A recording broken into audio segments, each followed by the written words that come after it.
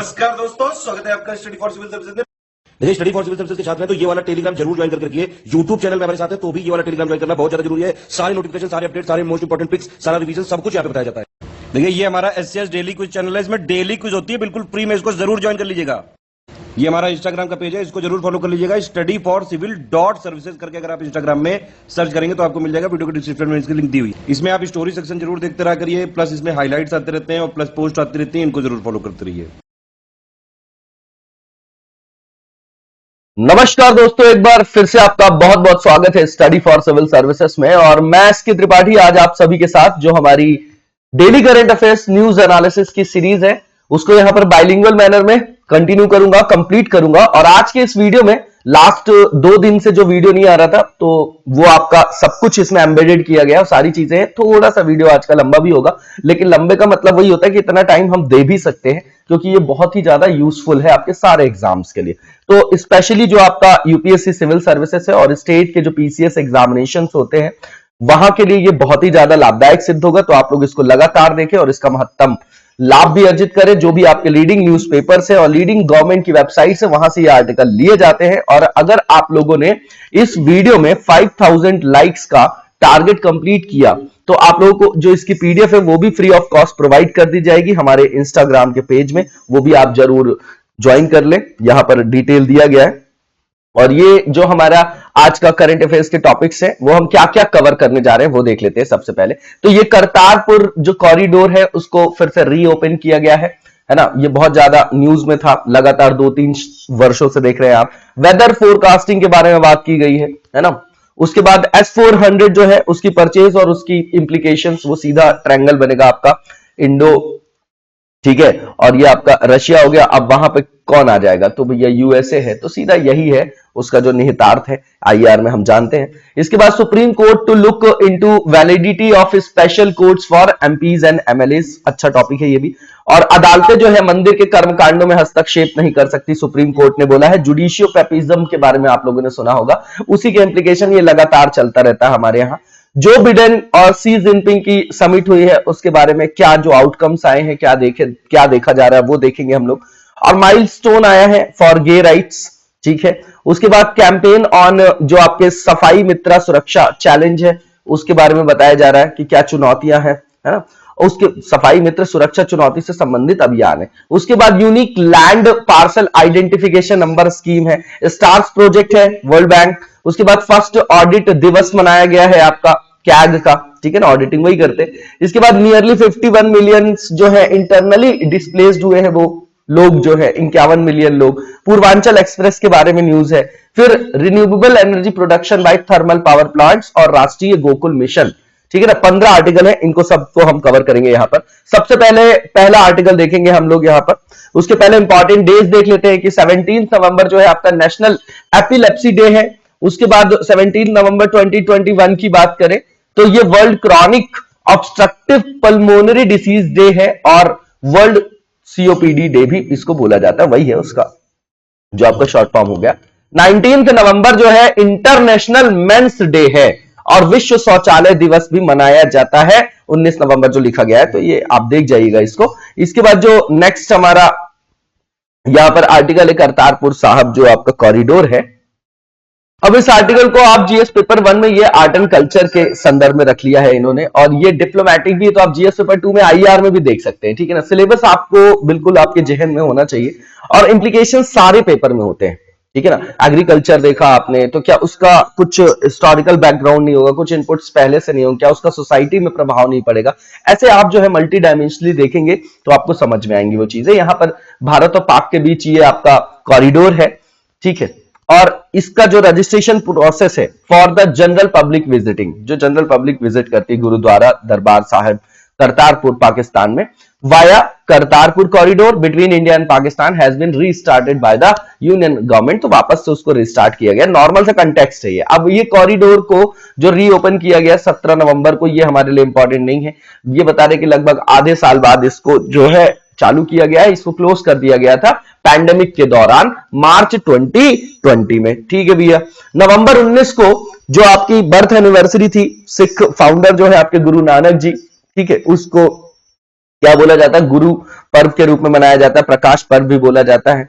ठीक है, तो वो लिखा गया है यहाँ पे, बिल्कुल नॉर्मल सी जानकारी है।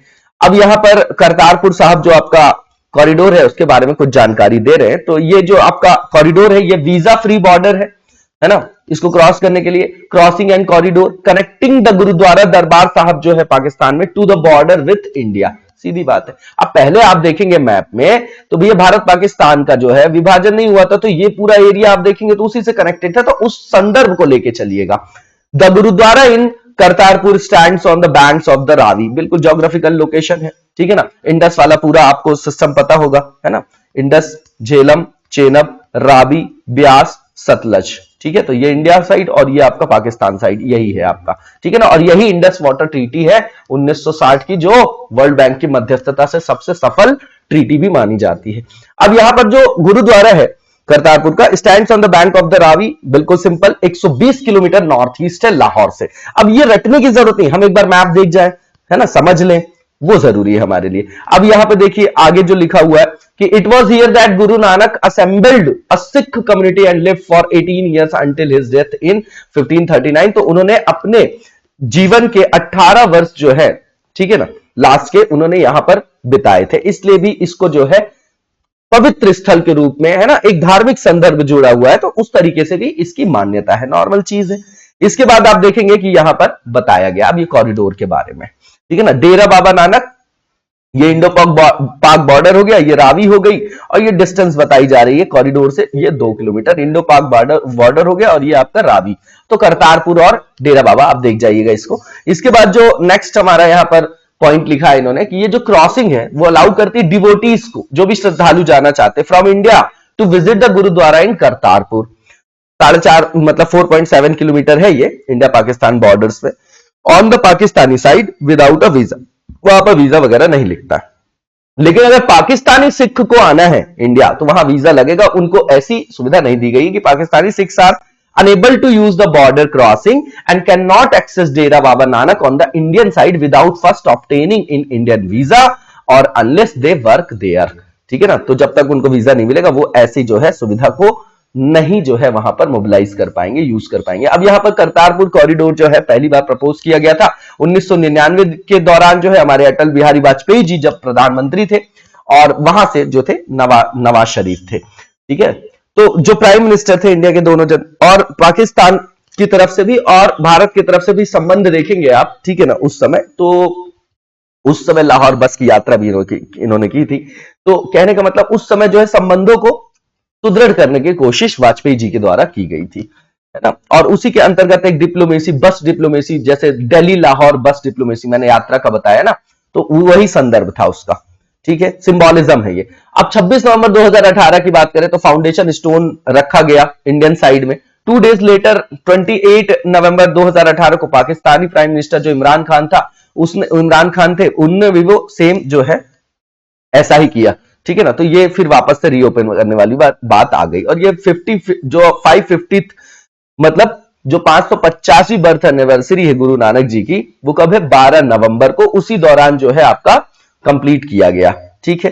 ये नॉर्मल सी जानकारी है, ये सब देख जाइएगा आप लोग। नेक्स्ट जो हमारा आर्टिकल है ये भी आप देखिए, अब ये साइंस टेक के अंतर्गत भी आएगा और ज्योग्राफी का भी पार्ट है। तो वेदर फोरकास्टिंग की बात करें, आईएमडी वगैरह के बारे में आप लोग सुनते होंगे। तो कंटेक्स्ट ये कि अभी डेथ हो गई 21 ट्रैकर्स की, ठीक है ना, जो लमखागा पास है, ठीक है, और वहां पर ट्रैकिंग वगैरह कर रहे थे। उसमें 4 माउंटेनियरिंग थे और trekking expedition in Uttarakhand and Himachal Pradesh this month once again puts the spotlight on the importance of right weather forecasting. तो भैया फिर बात करने लग गया कि मौसम के पूर्वानुमान के महत्व की बात करने लगे। देखिए कोई भी डिजास्टर हो तो डिजास्टर आने का समय एक हो गया, उसके आने के पहले की तैयारी जिसको प्रिपेयर्डनेस बोलते हैं, आपदा पूर्व की तैयारी, एक आपदा के दौरान तैयारी और एक आपदा के उपरांत तैयारी, 3 ही डायमेंशन होते हैं डिजास्टर मैनेजमेंट में। अब ये कहां पर आएगा, अगर हमको फोरकास्टिंग मिल गई, मौसम का पूर्वानुमान, तो सीधी बात है कि सुनामी आ रही है, ठीक है ना, बहुत अच्छा सिस्टम भी उसके लिए, तो ठीक है। अब कोई चक्रवात आ रहा है, तूफान आ रहा है, भूकंप आने वाला, इसके बारे में अगर हमको पहले से ही जानकारी मिल गई तो हम क्या कर सकते हैं, ये प्रिवेंटिव मेजर हो जाएगा, तो हम उससे ज्यादा अच्छे से तैयार होकर उसका सामना कर सकते हैं। बिल्कुल नॉर्मल लेमैन की लैंग्वेज में ऐसे समझिएगा। तो यहां पर अगर ऐसी घटनाएं हो रही तो भैया वहां पर महत्व किसका उठेगा कि भैया मौसम का पूर्वानुमान होता अच्छे से, तो हम शायद इससे बच पाते, उस समय ट्रैकिंग करने नहीं जाते, बिल्कुल नॉर्मल। अब इसके बाद लमखागा जो दर्रा है उसके ट्रैकिंग के दौरान क्या हुआ था, अब ये कहानी है, ठीक है ना। ये इसमें से इंपॉर्टेंट पॉइंट्स देख लें। अब 11 में से 7 लोग जो थे आपके, वो वहां पर ट्रैकिंग टीम थी, mostly from West Bengal, were killed and 2 were reported missing after the team trekked from Harsil in Uttarakhand to Chitkul in Himachal Pradesh, Kinnaur. ठीक, किन्नौर किस चीज के लिए फेमस है, कमेंट बॉक्स में बताइएगा जरा। कुछ जीआई टैग वगैरह मिला है क्या किन्नौर में किसी मतलब किसी भी प्रोडक्ट को। अब यहाँ पे जो गाइड है, पोर्टर्स है, attached with the trekking team were not trained. ये है हमारे लिए इंपॉर्टेंट पॉइंट, ये बहुत इंपॉर्टेंट है। अब समझिए कि जैसे रिस्पांस टीम होती है, अब आपदा हो गई, उस दौरान उनको राहत के लिए फिर राहत बल भी भेजा जाता है, पैरामिलिट्री हो गई, बहुत सारी फोर्सेस को ट्रेंड किया जाता है, यही तो चीज है। तो जो लोगों को वहां पर भेजा गया, जो गाइड है, पोर्टर्स है ना, वो प्रशिक्षित ही नहीं थे। ट्रैकिंग टीम से जो जुड़े गाइड थे, पोर्टर्स थे, वो आपके प्रशिक्षित नहीं थे, जो उनको ले जा रहे थे, मार्गदर्शक बने हुए थे। तो भैया ये तो क्या हो गया, मानव जनित आपदा में कन्वर्ट हो जाएगा ना। वे नहीं जानते थे कि ऊंचाई पर भारी बर्फबारी जैसी अगर कोई भी अनएक्सपेक्टेड सिचुएशन जनरेट होती, प्रतिकूल मौसम के संदर्भ में परिस्थितियां अगर वहां पर बनती है, तो उससे कैसे वहां पर उसका सामना किया जाएगा, ये इंपॉर्टेंट पॉइंट है। अब इसके बाद क्या बेहतर, यही लिखा गया है कि अगर क्या बेहतर हमारे यहां बेटर वेदर फोरकास्टिंग है, तो क्या ट्रेजेडीज से बढ़ा जा सकता है। अब ये आप खुद ही समझिए ना कि बिल्कुल बना जा सकता है भाई। Mountains are always unpredictable and tragedies depends on a variety of reason ranging from experience of team members to preparations and the standard of guides and not just the weather। ठीक है, इसमें सिर्फ वेदर की बात नहीं होती। आप किसी को भी एक केस स्टडी के रूप में उठा लीजिए, जैसे एवलांचे ले लीजिए, जिसको आप भूस्खलन भी बोलते हैं। आप समझिए वहां पर कोई हवा चली, अब वो वैसे भी कैसा प्रोन एरिया है, हिमालय वाला एरिया प्रोन एरिया है, स्लोप जो है वो हाई है। अब वहां पे क्या हुआ कि स्थिरता नहीं है भूमि में, अगर जरा सा गुरुत्वाकर्षण बल ही उसको जो खींच के नीचे लाता है। अब गुरुत्वाकर्षण बल लगा, वहां हवा भी तेज आई, वहां से अगर जो भी पेड़ पौधे हैं उसका उन्मूलन हो गया, तो जो मिट्टी जो पकड़े हुए है उसको, है ना, मिट्टी का क्या होता है, वृक्षों के कटने से मिट्टी का कटाव भी होता है, वहां पर होल्डिंग जो कैपेसिटी वो कम हो जाती है। तो बताइए ये सब कारण उस एवलांचे को, ये सब कारण जो भूस्खलन, क्या उसकी तीव्रता को बढ़ा नहीं देंगे, इंटेंसिटी को बढ़ा नहीं देंगे। वही चीजें यहां पर बताई जा रही है। हमेशा एक लाइव एग्जांपल से आप चीजों को समझेंगे, बहुत इजी हो जाएगा। ठीक है, तो यही बोल रहे हैं कि भैया अन्य कारक भी शामिल हैं, सिर्फ मौसम ही शामिल नहीं है। सीधी बात है, केवल एक कारक नहीं होता, बहुत सारे कारक मिलके उस आपदा को और भीषण बना देते हैं। Despite near accurate weather predictions, sometimes alerts come at the last minute, by which time the expeditions have already commenced, giving the trackers less time to respond। बिल्कुल ठीक बात है भैया, बिल्कुल लास्ट टाइम में पता चला कि ऐसा मौसम पूर्वानुमान है, अब आप ऊपर ट्रैकिंग करने चढ़ गए, वहां पर समस्या है, तो तब तक काफी देर हो जाती है और रिस्पॉन्ड करने में भी फिर कम समय मिलता है। कम से कम रिस्पॉन्स टीम आप समझते हैं ना, जैसे साइबर के लिए, वैसे इसकी भी समझिए। ठीक है ना, जो अनुक्रिया देगी, राहत देगी, किसके दौरान, आपदा के दौरान। आप समझिए अगर टाइम कम मिलेगा तो रिस्पॉन्ड का भी तो कम मिलेगा, अगर लेट पता चलेंगे हमको प्रेडिक्शन। तो अब वेदर फोरकास्टिंग होती क्या है, तो वेदर में क्या आता है, टेम्परेचर कैसा है, हवा की स्पीड कितनी होगी, ह्यूमिडिटी कितनी है, बादल साफ रहेंगे कि बारिश होगी, यही सब तो है। अब weather forecasting is the application of science and tech to predict the conditions of atmosphere. ठीक है, टेम्परेचर, रेनफॉल, ये सभी आता है, ह्यूमिडिटी होता है, ज्योग्राफी में पढ़ा होगा आपने, for a given location and time. People have attempted to predict the weather informally for millennia and formally since the 19th century. तो काफी एंशियंट टाइम से ही जो है लोग फोरकास्ट करते थे, है ना। लेकिन उस समय कैसा होता था, वो फोरकास्ट ऐसा बोलते थे कि अनौपचारिक रूप से, लेकिन अब जो है 19वीं सदी से फिर लोगों ने इसको साइंस टेक से जोड़ के बिल्कुल क्या कर दिया, साइंटिफिक कर दिया। अब वेदर फोरकास्ट जो है वो किसके द्वारा बनाया जाता है, तो आईएमडी आप देखते हैं, लेकिन वो किससे और भी तो ऑर्गेनाइजेशन से हेल्प लेता होगा, जैसे इसरो हो गया आपका। ठीक है ना, इन सब चीजों को आप देखिएगा। अब यहां पर क्या बताया जा रहा है कि जो वेदर की फोरकास्टिंग है वो किससे मिलके बनती भी है, तो भाई कलेक्टिंग क्वांटिटी जो आपका डेटा होता है, किसके संदर्भ में, जो करंट स्टेट होता है, वर्तमान स्थिति एटमॉस्फेयर की, लैंड की, ओशियन की, ठीक है। फिर जो भी मेट्रोलॉजी है वो प्रोजेक्ट करता है कि how the atmosphere will change to given a place. बिल्कुल नॉर्मल सी चीज है, इसको सिर्फ शब्दों में यहां पर स्ट्रक्चर्ड कर दिया गया है, ये शब्दों की ताकत है, नॉर्मल सा ये पॉइंट है। इसके बाद यहां पर लिखा जा रहा है कि जो वेदर फोरकास्टिंग है ये कभी कभी जो है वो अप्रत्याशित हो जाता है, मतलब गलत हो जाता है, अनप्रिडिक्टेबल हो जाता है ना। क्यों गलत साबित हो जाता है? तो बताया जा रहा है कि changes in ocean currents that are responsible for affecting global weather system. अब आप समझिए, जैसे हम अगर लैटिन अमेरिका को ले ले, ठीक है ना, लैटिन अमेरिका हो गया आपका, और अपना ये इंडिया हो गया, यहां पर आप ऑस्ट्रेलिया ले लिया आपने। अब समझिएगा ये ला लीना और एल लीनो का जो आपका कंसेप्ट है वो कहां से रिलेटेड है? इसी से तो है। जिस टाइम पे यहां पर ठंडी जलधारा होना चाहिए, जिसको पेरुवियन करंट भी बोलते हैं आप, तो ठंडी होनी चाहिए, लेकिन उस टाइम पे वो गर्म हो जाती है तो अप्रत्याशित हो जाता है, बदल जाता है। ऐसे ही एग्जांपल से समझिएगा, यही बता रहे हैं कि जो विश्व की जो समुद्री धाराएं हैं वो परिवर्तन की, जो भी मौसम में परिवर्तन हो रहा है उसकी अप्रत्याशितता के कारण जो है के लिए जिम्मेदार है, उसके कारण जो पूर्वानुमान गलत हो जाता है। ये एक पॉइंट है। अब भविष्यवाणी भारत में किया कैसे जाता है? तो सीधी बात है, मैसिव चंक ऑफ डेटा होता है इसमें, डिजाइन कंप्यूटर मॉडल्स, जो कंप्यूटर मॉडलिंग होती है, और साइमल्टेनियस जो भी आपका जो देखिए यहां पर जो है ये सिमुलेशंस है, एक मेथड है ये प्रिडिक्ट करने में क्या करता है आपका, सहायता करता है। किसके लिए? Incoming changes in the weather. बिल्कुल नॉर्मल है, सुपर कंप्यूटर वगैरह का यूज किया जाता है, उसमें जो है मॉडलिंग की जाती है, सिमुलेशंस किया जाता है, उसके द्वारा वहां पर फोरकास्टिंग होती है। अब आईएमडी यूज करता है इनसेट सीरीज, ये मौसम के लिए ही है, इनसेट सीरीज हो गई आपकी, बिल्कुल ठीक है।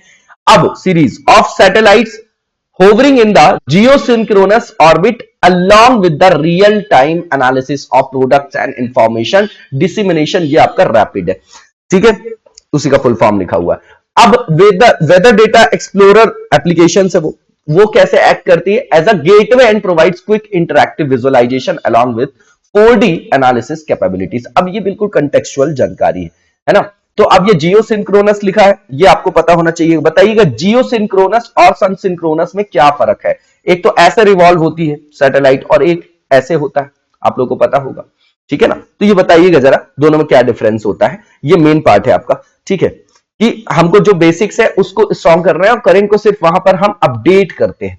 उसके बाद यहां पर जो फोरकास्टर्स हैं वो यूज करते हैं डेटा को, जो जनरेट किया जाता है किसके द्वारा? Satellites around cloud motion, cloud top, जो टेम्परेचर है, वाटर वेपर है, जलवाष्प हो गया ये।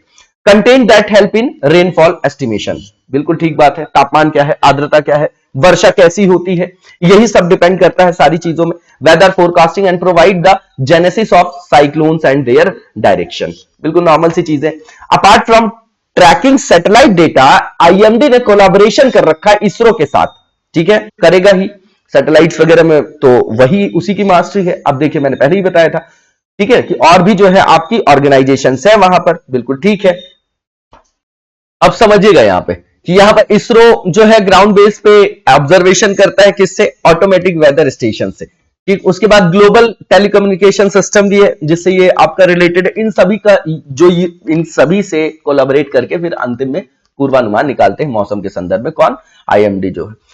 अब ये जो जीटीएस की बात करें, दैट मेजर्स, ये क्या मेजर करता है? टेम्परेचर है, सनसाइन है, विंड डायरेक्शन, स्पीड है, ह्यूमिडिटी, हर जगह उसी को तो जो है वो आपका उसी का मापन किया जाएगा। जबकि जो आपका एग्रोमेट है, जिसको एग्रोमेट्रोलॉजिकल टावर बोलते हैं, और जो आपका डीडब्ल्यूआर डॉपलर वेदर रडार है, बताइए डॉपलर इफेक्ट क्या होता है? कई जगह ये क्वेश्चन पुट किया जाता है, इंपॉर्टेंट है। सिस्टम्स ऑगमेंट द ऑब्जर्वेशन, तो ये जो है बाकी के ऑर्गेनाइजेशंस हैं जिसके साथ कोलैबोरेट करके फिर उपग्रह जो है संदर्भित वहां पर क्या दिया जाता है? आपका दिया जाता है वहां पर क्या? मौसम का पूर्वानुमान, ठीक है। आगे की ओर चलेंगे, नेक्स्ट आर्टिकल देखेंगे हम लोग। अब देखिए यहां पर जो है S400, ये भी जीएस पेपर 2 का पार्ट है आपका, आईआर के संदर्भ में इसको रखा गया कि S400 की परचेज और उसका क्या इंप्लीकेशंस हैं, ठीक है। अब एक रशियन ऑफिशियल जो है उन्होंने बताया है अभी दुबई में कि that delivery of the S400, जो इंडिया और रशिया की जो आपके बीच में समझौता हुआ था S400 एयर डिफेंस सिस्टम को लेके, है ना, तो 5 of which were bought by India from Russia in 2018 for nearly US जो डॉलर है आपके $5.5 बिलियन है, has begin and is going on as per schedule. तो बताया भैया कि जो डील हुई थी वो बिल्कुल ठीक चल रही है और अब डिलीवरी वगैरह भी चालू हो गई है, ठीक है। ये आपका वहां से अनाउंसमेंट हुआ। अब इसका सीधा फर्क जो है वो यूएस के संदर्भ में होगा। आप लोगों ने काटसा वगैरह पढ़ा होगा, ठीक है ना, उसमें जो है उसने शत्रु राष्ट्र के रूप में ईरान है, रशिया है, इस सब में सैंक्शन लगाया था, नॉर्थ कोरिया है। तो उसी इंप्लीकेशन में, उसी निहितार्थ में इस आर्टिकल को हमको देखना है और थोड़ा सा ये जानना है कि S-400 के स्पेसिफिक फीचर्स क्या है। That's it. की पॉइंट देखेंगे तो ये जो है आपका बोला गया कि फर्स्ट यूनिट जो है इस साल के अंत तक जो है ऑपरेशनल हो जाएगी, पहली चीज। इसके बाद जो एक्विजिशन है has the potential to cause a diplomatic rupture between the US and India. IR में यही होता है, ठीक है ना, किस तरीके से हम दो जो है, अगर दो राष्ट्र हैं उनके भी संबंध अच्छे नहीं तो भी हमको दोनों के साथ रखना है, ठीक है ना। इजराइल में भी इंडिया का अच्छा स्टेक है ना, वहां पर भी डिबेट है। आप हमेशा देखते होंगे कि हमारा जो चलने का तरीका है वो थोड़ा सा अलग है। अब India when the two countries are on a path to a tighter relationship, ठीक है, कि ये बोल रहे हैं कि भैया अगर इंडिया रशिया के ज्यादा करीब आएगा तो यूएस के साथ हमारे संदर्भ जो है, जो रिलेशन है वो खराब हो जाएंगे, ऐसा इनका कहना है, ठीक है। ऐसा होता नहीं लेकिन वहां पर दिमाग में तो आएगा, क्योंकि क्वाड देखेंगे आप तो उसमें कौन कौन है, मालाबार एक्सरसाइज बताइए, वहां पर रशिया चाइना जो है वो काउंटर करते हैं इनको। तो ये बैलेंस ऑफ पावर का जो है पूरा का पूरा डोमेन अंतरराष्ट्रीय संबंध में आप देखते रहते हैं। अब यहां पर जो S-400 है वो है क्या, तो ये one of the most advanced and potent air defence system है पूरे वर्ल्ड में। पहली चीज तो आप ये जान लीजिए, बहुत इंपॉर्टेंट है ये। अब इसके बाद ये समझिए कि ये जो S-400 है वो ट्रिम्फ है, has the capability to protect against almost all short of aerial attacks including drones, missile, rockets and even fighter jets. तो ये बहुत ही इंपॉर्टेंट है और सारे आयाम में ये आपको सुरक्षा मुहैया कराएगा, पहली चीज। अब इसके बाद जो इस सिस्टम है, इसमें the system intended to act as a shield over a particular area is a long range surface to air missile system।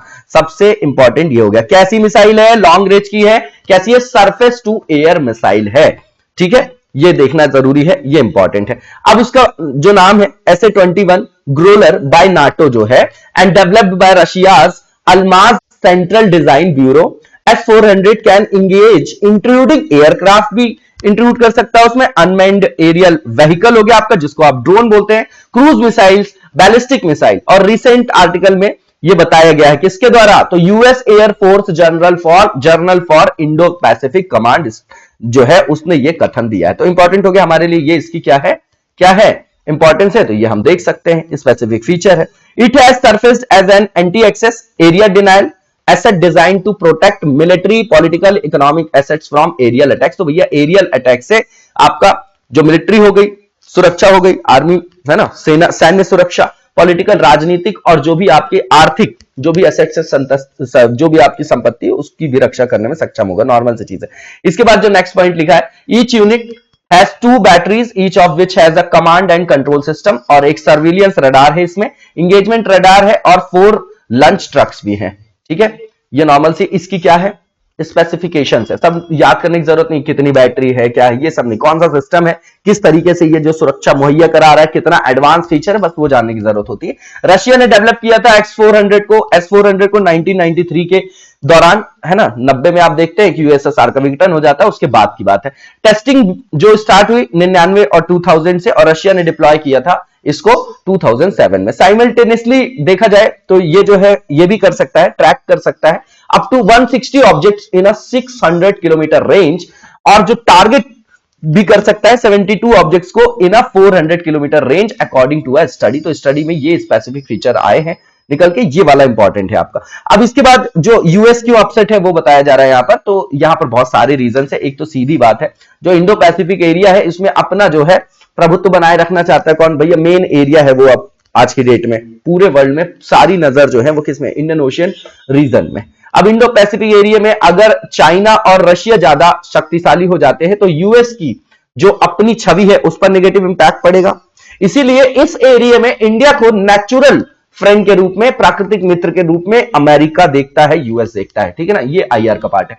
बिल्कुल वैसे ही सोचना है, हर आर्टिकल यहीं से आपका क्या होगा, गवर्न होगा। There are several reasons. पहला बता रहा है कि यूएस ये चाहता है कि इंडिया जो है जिस तरीके से परंपरागत रूप से ट्रेडिशनली डिफेंस सिस्टम के लिए रशिया पर डिपेंडेंट है, तो पहले तो अपनी डिपेंडेंसी खत्म करे। दूसरा, Russia has been the largest defense partner for India over the decades, relationship that is changing as India inches closer to US diplomatically and strategically. Imports from the US have gone up largely at the cost of Russian imports. सीधी बात यह है कि भैया हमारा बहुत अच्छा संबंध US से भी है, लेकिन जो हम परंपरागत रूप से रशिया पे डिपेंडेंट थे, ठीक है, तो ऐसा होगा कि इधर ज्यादा डिपेंडेंट हो गए तो अमेरिका से जो है आयात हमारा कम हो जाएगा, या अमेरिका की तरफ होंगे तो फिर किससे हो जाएगा, अपना रशिया से कम हो जाएगा। और मिलिट्री के संदर्भ में, सुरक्षा के संदर्भ में आज देखिए तो बहुत हैवी जो है वहां पर इन्वेस्टमेंट गवर्नमेंट की है ना।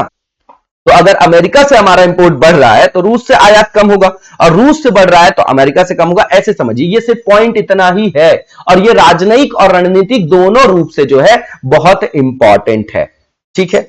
अब आगे, but the larger cause of concern, जो सबसे बड़ा कंसर्न है वो किससे रिलेटेड है, जो डील है आपकी काटसा। काटसा क्या है, अमेरिका ने 2017 में जो है ट्रंप के टाइम पे एक जो है वापस से क्या किया, एक्ट को इंप्लाई किया, ठीक है ना। अब वो पास कर दिया और यूएस ने उसका नाम रखा countering America's adversaries through sanction act. तो उसने सैंक्शंस लगाए, किस पे, तो ईरान पे, रशिया पे, नॉर्थ कोरिया पे, थ्रू प्यूनिटिव मेजर्स। अब भैया इनके साथ अगर कोई दूसरा देश भी वहां पर अगर संबंध बनाता है तो यूएस बोलेगा ना कि जब हम उसको डिनाई करके रखे और आप संबंध बना रहे हो मतलब आप उधर जा रहे हो, बल्कि होता ऐसा नहीं है आईआर में, है ना, ये घर के संबंध नहीं, ये देशों के बीच के हैं, तो डिप्लोमेसी ऐसी ही होती है, ऐसा नहीं होता। लेकिन अब इसके इंप्लीकेशंस देखे जा सकते हैं, उसी पे ये आपका बेस्ड है आर्टिकल। टाइटल सेकंड जो है एक्ट का वो डील करता है सैंक्शंस जो है आपके Russian interest including it's defence industry, यही सबसे बड़ा कंसर्न का कारण है। बस ये पॉइंट आपके लिए इंपॉर्टेंट है।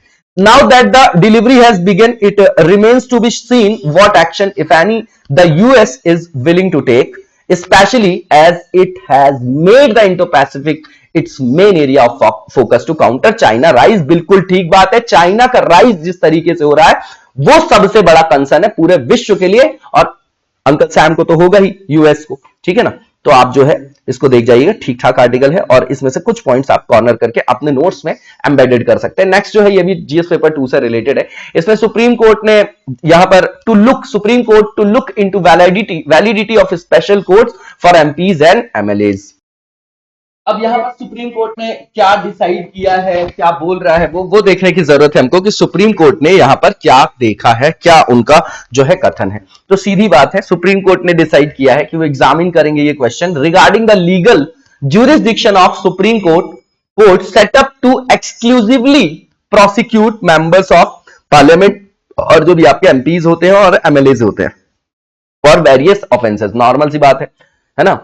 अब देखिए इसका बैकग्राउंड क्या है। यहां पर जो 3 जजेस की कमेटी थी मद्रास हाई कोर्ट में, उन्होंने नवंबर 2020 में क्वेश्चन रेज किया, किसमें, कॉन्स्टिट्यूशनल वैलिडिटी में, कि भैया क्या इसकी संवैधानिक वैधता है जो आपने सेटअप किया है स्पेशल कोर्ट्स एक्सक्लूसिवली, स्पेशली किसके लिए, try MPs and MLAs for various crimes. यहां पर जो है संवैधानिकता के आयाम पे उन्होंने प्रश्न उठाया। अब ये प्रश्न उठाया, अब देखिए यहां पे कि जो मद्रास हाई कोर्ट है, in a report on October 13 last year, उन्होंने बोला 3 जजेस की ये जो क्रिमिनल रूल्स कमेटी है उसके द्वारा उन्होंने रेज किया ये इशू, ठीक है ना। वही चीज है जो ऊपर बता रहे हैं, बिल्कुल सेम चीज है, रेज किया क्वेश्चन, ठीक है ना। कॉन्स्टिट्यूशनल वैलिडिटी में किसके लिए, जो आपका स्पेशल कोर्ट्स बनाई गई है एमपीज और एमएलएस के लिए, ये इंपॉर्टेंट पॉइंट है बस। अब जो है कमेटी ने ये भी कहा, यहां तक भी कहा कि that it was not legally permissible, है ना, बहुत अच्छा वर्ड है, परमिसिबल है, कानूनी रूप से जो है ये आपका क्या है, परमिसिबल नहीं है, इसको जो है ऐसी मान्यता प्राप्त नहीं है to create such special courts. और इसने ये भी कहा है कि ये जो it had said special courts can only be offence centric and not offender centric. ये आपके लिए इंपॉर्टेंट है सुप्रीम कोर्ट का कथन कि भैया अपराध केंद्रित हो सकती है आपकी विशेष अदालतें, अपराधी केंद्रित थोड़ी होगी, ठीक है। अब ये जो हाई कोर्ट कमेटी है had flagged how a special court to try an MP MLA could override the jurisdiction of a special court already in existence under an act, for example जैसे पॉक्सो है आपका act और prevention of corruption act है ना, जो भ्रष्टाचार से related आप देखते होंगे, ठीक है। उदाहरण के लिए इन्होंने इसको कोर्ट भी किया कि पहले से जो मौजूद विशेष न्यायालय हैं उनके अधिकार क्षेत्र को जो है वहां से डाइवर्ट नहीं किया जा सकता कि इनके लिए अलग से बना दो आप। अब court would examine whether these special court deprive the accused of their right to a range of appeal, जो लिखा हुआ है बिल्कुल ठीक बात है कि भैया जो अभियुक्त है उनको अपील के उनके अधिकार से वंचित कर देगी क्या, ये जो विशेष अदालतें हैं, अदालत इस बात की भी जांच करेगी क्योंकि उसी का तो काम है कि जो भी नियम बनाया जा रहा है, संविधान या कानून जो बनाया जा रहा है, संविधान में अगर कोई अमेंडमेंट किया जा रहा है तो बेसिक स्ट्रक्चर के लिए कौन आएगा? सुप्रीम कोर्ट आएगा। तो उसी संदर्भ में वो यहां पर इस तरीके का रिव्यू कर रही है। Here the argument raised is that some of these cases are tribal by magistrate in the normal court if an excused, जो अक्यूज्ड है आपका, अपराधी जो है आपका, अभियुक्त जिसको बोल दीजिए आप, है ना, accused has failed before the magistrate, he और she could file an appeal against the decision before the session court. तो सेशन कोर्ट में जाके फिर वो फाइल कर सकते हैं, ठीक है ना, अपील वगैरह जो है वो वहां पर दायर कर सकते हैं। नॉर्मल सी चीज है, ये एक हायरार्की है किसका? लीगल सिस्टम का हमारे यहाँ। ऐसे मामलों में जो ट्रायल जज मजिस्ट्रेट होता है, session court is the first appellate court, यहां पर जो फर्स्ट आपका अपील वाला कोर्ट होगा वो सेशन कोर्ट होगा, हाई कोर्ट जो है आपका सेकंड अपीलिएट कोर्ट होगा। एपेक्स कोर्ट ने क्वेश्चन किया है, एपेक्स मतलब हमारा supreme court, the question the state commitment towards a speedy trial and prosecution of criminal जो भी आपकी पॉलिटिशियंस है। पहली चीज त्वरित न्याय, जो स्पेशल आपके कोर्ट्स बनाए जाते हैं, ट्रिब्यूनल्स वगैरह बनाए जाते हैं, वो स्पीडी ट्रायल, त्वरित न्याय, टाइम जो है वहां पर बचाना है, न्याय को त्वरित रूप से प्रदान करना है, ठीक है ना, एक्सेस को जो है सभी लोगों तक न्याय की पहुंच को जो है सुलभ बनाना है, सहज बनाना है, उस संदर्भ में आप समझिएगा। तो वही यहां पर बोल रहे हैं कि यहां पर राज्यों की प्रतिबद्धता पर जो है सवाल उठाया गया है, ठीक है ना, और त्वरित परीक्षण पर। आप देख रहे हैं हमारे यहां चल रहा है केस, तो चल ही रहा है। It had ordered that a criminal case against an MP or MLA can be withdrawn only after getting the consent of the state high court concerned। जो भी राज्य के अंतर्गत उच्च न्यायालय होगी उसकी सहमति के बाद ही उस तरीके के आपराधिक मामले को कोई एमपी हो या एमएलए हो अगर उनके खिलाफ है तो उसको तभी वापस लिया जा सकता है जब हाई कोर्ट से वो कंसेंट मिल जाए। उसके बाद various state government have resorted to withdrawal of numerous criminal cases pending against MP and MLA by utilising the power vested under section 321 CrPC. अब देखिए इसका यूज करके जो है कई मामलों को वहां पर वापस लेने के लिए जो है इसका यूज किया जाता है। तो हमको ये देखना है कि भाई धारा जो सीआरपीसी की जो धारा सेक्शन 321 है उसके अंतर्गत है क्या, तो सीधी चीज है उसके अंतर्गत जो है कुछ क्या दिया गया, संरक्षण दिया गया है इनको, है ना, जो आपके लोक सेवक है उनके अंदर आपके राजनेता भी आ जाते हैं। तो उसका जो उपयोग है वो सिर्फ सार्वजनिक हित में किया जाना चाहिए, वैयक्तिक नहीं कि इंडिविजुअल प्रॉफिट देने के लिए आप उनको जो है यूज करके उससे संरक्षण दे दो, ठीक है। तो वही बताया जा रहा है यहां पर कि which is to be utilised in public interest and can not be used for extraneous जो है आपका एंड पॉलिटिकल कंसीडरेशन, है ना, जो बाह्य और राजनीतिक विचार है, राजनीतिक लाभों का दोहन करने के लिए उसका उपयोग नहीं किया जाना चाहिए। This power is required to be utilised with utmost good faith to serve and larger public interest. बिल्कुल यही आपका कीवर्ड है। अब यहां पर आर्गुमेंट क्या है, तो आर्गुमेंट यह है petitioners have argued that a special court would have the powers of a session court, ठीक है, कि विशेष न्यायालय के पास सत्र न्यायालय की शक्तियां होंगी, तर्क दिया गया। अब जब भी कोई केस आता है एमएलए और एमपी से रिलेटेड, है ना, जिन्होंने कोई अपराध वगैरह किया है, अब अपराध का मजिस्ट्रेट के द्वारा वहां पर विचारण किया जाएगा directly before a special court, तो स्पेशल कोर्ट के पहले। उसके बाद जो एक्यूज्ड है अगर वो अपनी वुड लूज, है ना, would loss his right to defend his case before a magistrate and also is stripped of his right to make his first appeal before a session court. Normal से चीज है यहां पर, ठीक है ना, कि अगर विचारण किया जा रहा है किसी मामले में किसके द्वारा, मजिस्ट्रेट के द्वारा, अब ऐसे में प्रत्यक्ष रूप से जो विशेष न्यायालय उसके समक्ष उसको रखा जाता है। अगर अभियुक्त मजिस्ट्रेट के समक्ष अपना बचाव करने का अधिकार अपना खो देगा तो उसके द्वारा फिर सेशन कोर्ट के समक्ष अपनी पहली अपील दायर करने का अधिकार भी छीन लिया जाएगा, ठीक है ना, बिल्कुल ठीक बात है। अगर वही साबित हो गया तो फिर आगे क्यों, ऐसा ये बोला जा रहा है, तर्क की बात किया जा रहा है, नॉर्मल सी चीज है। अब इसके बाद स्पेशल कोर्ट्स की क्या आवश्यकता है, तो ये 4400 से अधिक जो क्रिमिनल ट्रायल्स हैं वो चल रहे हैं और 60% केसेस तो आपके इसके हैं, लाखों में केसेस करोड़ों में पेंडिंग पड़े हैं सब जगह, है ना, आप लोगों को पता है। और यहां पर 4400 क्रिमिनल ट्रायल्स जो हैं अभी भी विदहेल्ड है ना, मतलब होल्ड में चल रहे हैं वो आपके, सम फॉर डिकेड्स, कुछ तो 40 सालों से चल रहे हैं, बिकॉज पावरफुल एमपीज जो आपके कैसे पावरफुल जो शक्तिशाली जिनकी अपनी पकड़ है ना, तो वो पावरफुल एमपीज जो एमएलएज हैं had approached high courts and got an interim stay some date back nearly 40 years. तो भैया इनके ऊपर कोई केस होता है तो ये अपेक्स कोर्ट से फिर से क्या कर लेते हैं, वहां से ले लिए कि इंटरिम जो है स्टे ले लिया, अब स्टे पे चल रहा है आराम से 40 साल तक केस, कोई दिक्कत ही नहीं हुई उनको। तो these cases range from corruption to money laundering, money laundering से लेके करप्शन से लेके सारे केसेस हैं इसमें। Most are stuck at the stage of framing of criminal charges, तो उनके ऊपर अधिकांशतः इसलिए जो स्टे में है क्योंकि आपराधिक आरोप तय करने के चरण में ही वो फंस गए कि भैया उनको अपराधी साबित नहीं किया जा पा रहा है, क्योंकि वो प्रभुत्वकारी जो है किस पे है, अवस्थिति में है। अब देखिए नेक्स्ट जो हमारा आर्टिकल है इसमें ये बोला गया है, कोर्ट से रिलेटेड जीएस पेपर 2 है ये भी आपका, कि court can not interfere with temple ritual supreme court. अब देखिए article 25 to 28 right to religion, उसके बाद आप आर्टिकल 44 क्या रिलेटेड है, कॉमन सिविल कोड का कौन सा आर्टिकल 43 है कि 44 है, बताइएगा 44 ही है। तो अब देखिए यहां पर क्या होता है कि जो हमारे यहां सेक्युलरिज्म है, ठीक है ना, और जो वेस्ट में है, समझिएगा बिल्कुल ध्यान से, वेस्ट में जो आपका सेक्युलरिज्म है और जो इंडिया का सेक्युलरिज्म है इसमें बहुत डिफरेंस है। सेक्युलरिज्म की हिंदी पंथ निरपेक्षता समझिएगा, धर्म निरपेक्षता से मतलब नहीं, पंथ मतलब सेक्ट, एक विशेष मान्यता को मानने वाले कुछ ग्रुप ऑफ पीपल, समुदाय। अब जो वेस्ट में है उसमें स्टेट और रिलीजन का बिल्कुल क्लियर कट क्या है, सेपरेशन। हमारे यहां कैसा है कि देखिए कि राज्य का हमारे यहां कोई धर्म नहीं होगा, यह बताया गया, लेकिन अगर कोई आपके मान लीजिए कि सार्वजनिक हित की बात आती है या आंतरिक सुरक्षा का मुद्दा आता है तो वहां पर फिर जो है युक्ति युक्त रूप से इंटरफेयर कर सकता है। इंटरफेयर करने का मतलब यह कि वहां पर आप ऐसा समझिए आंतरिक सुरक्षा, राष्ट्रीय हित जो है उस तरीके के क्या है, आयाम है। लेकिन ऐसा नहीं कि किस मंदिर में कौन किस टाइम पे जाएगा, कब कौन सी पूजा होगी, वहां पर कौन से क्रियाकलाप होंगे, यह सुप्रीम कोर्ट नहीं बताएगा। पहले भी न्यूज में था और इसी को कोर्ट किया गया था द हिंदू में जुडिशियो पैपिज्म के रूप में, है ना, कि ये जैसे कोर्ट का ओवररीच और जगह देखते हैं, है ना, तो यहां पर भी उसको जुडिशियो पैपिज्म बोला गया था। उसी संदर्भ में यहां पर ये आपका आर्टिकल रखा गया कि डे, है ना, डे पर डे जो वहां पर दिन प्रतिदिन जो वहां पर अनुष्ठान होते हैं, मंदिर के अंदर क्रियाकलाप होते हैं, तो उसमें इंटरसेक्शन नहीं करेगी सुप्रीम कोर्ट। अब ये पिटीशन क्या है, तो द बेंच ऑल्सो कंप्राइजिंग जो जस्टिस है हमारे एएस बोपन्ना जी और Hima Kohli was hearing a writ petition filed by Srivari Dadda, जो लिखा गया है यहां पर, ठीक है ना। अब ये तिरुमाला जो आपका तिरुपति मंदिर है उसी के संदर्भ में है, तो उन्होंने ही यहां पर बोला है, आरोप लगाया that rituals were not being performed as per tradition at the famous Tirumala Tirupati temple. He also complained about the procedure for darshan, तो उसके बारे में वो शिकायत करे। ये हमारे लिए कहानी इंपॉर्टेंट नहीं, ये नहीं पूछेगा कि याचिका में क्या था। अब हमको वहां पर सेक्युलरिज्म का मुद्दा देखना है, सुप्रीम कोर्ट की भूमिका क्या रहेगी, किस तरीके से उसको जो है यहां पर कॉन्ट्राडिक्शन चल रहा है वो देखने की जरूरत है।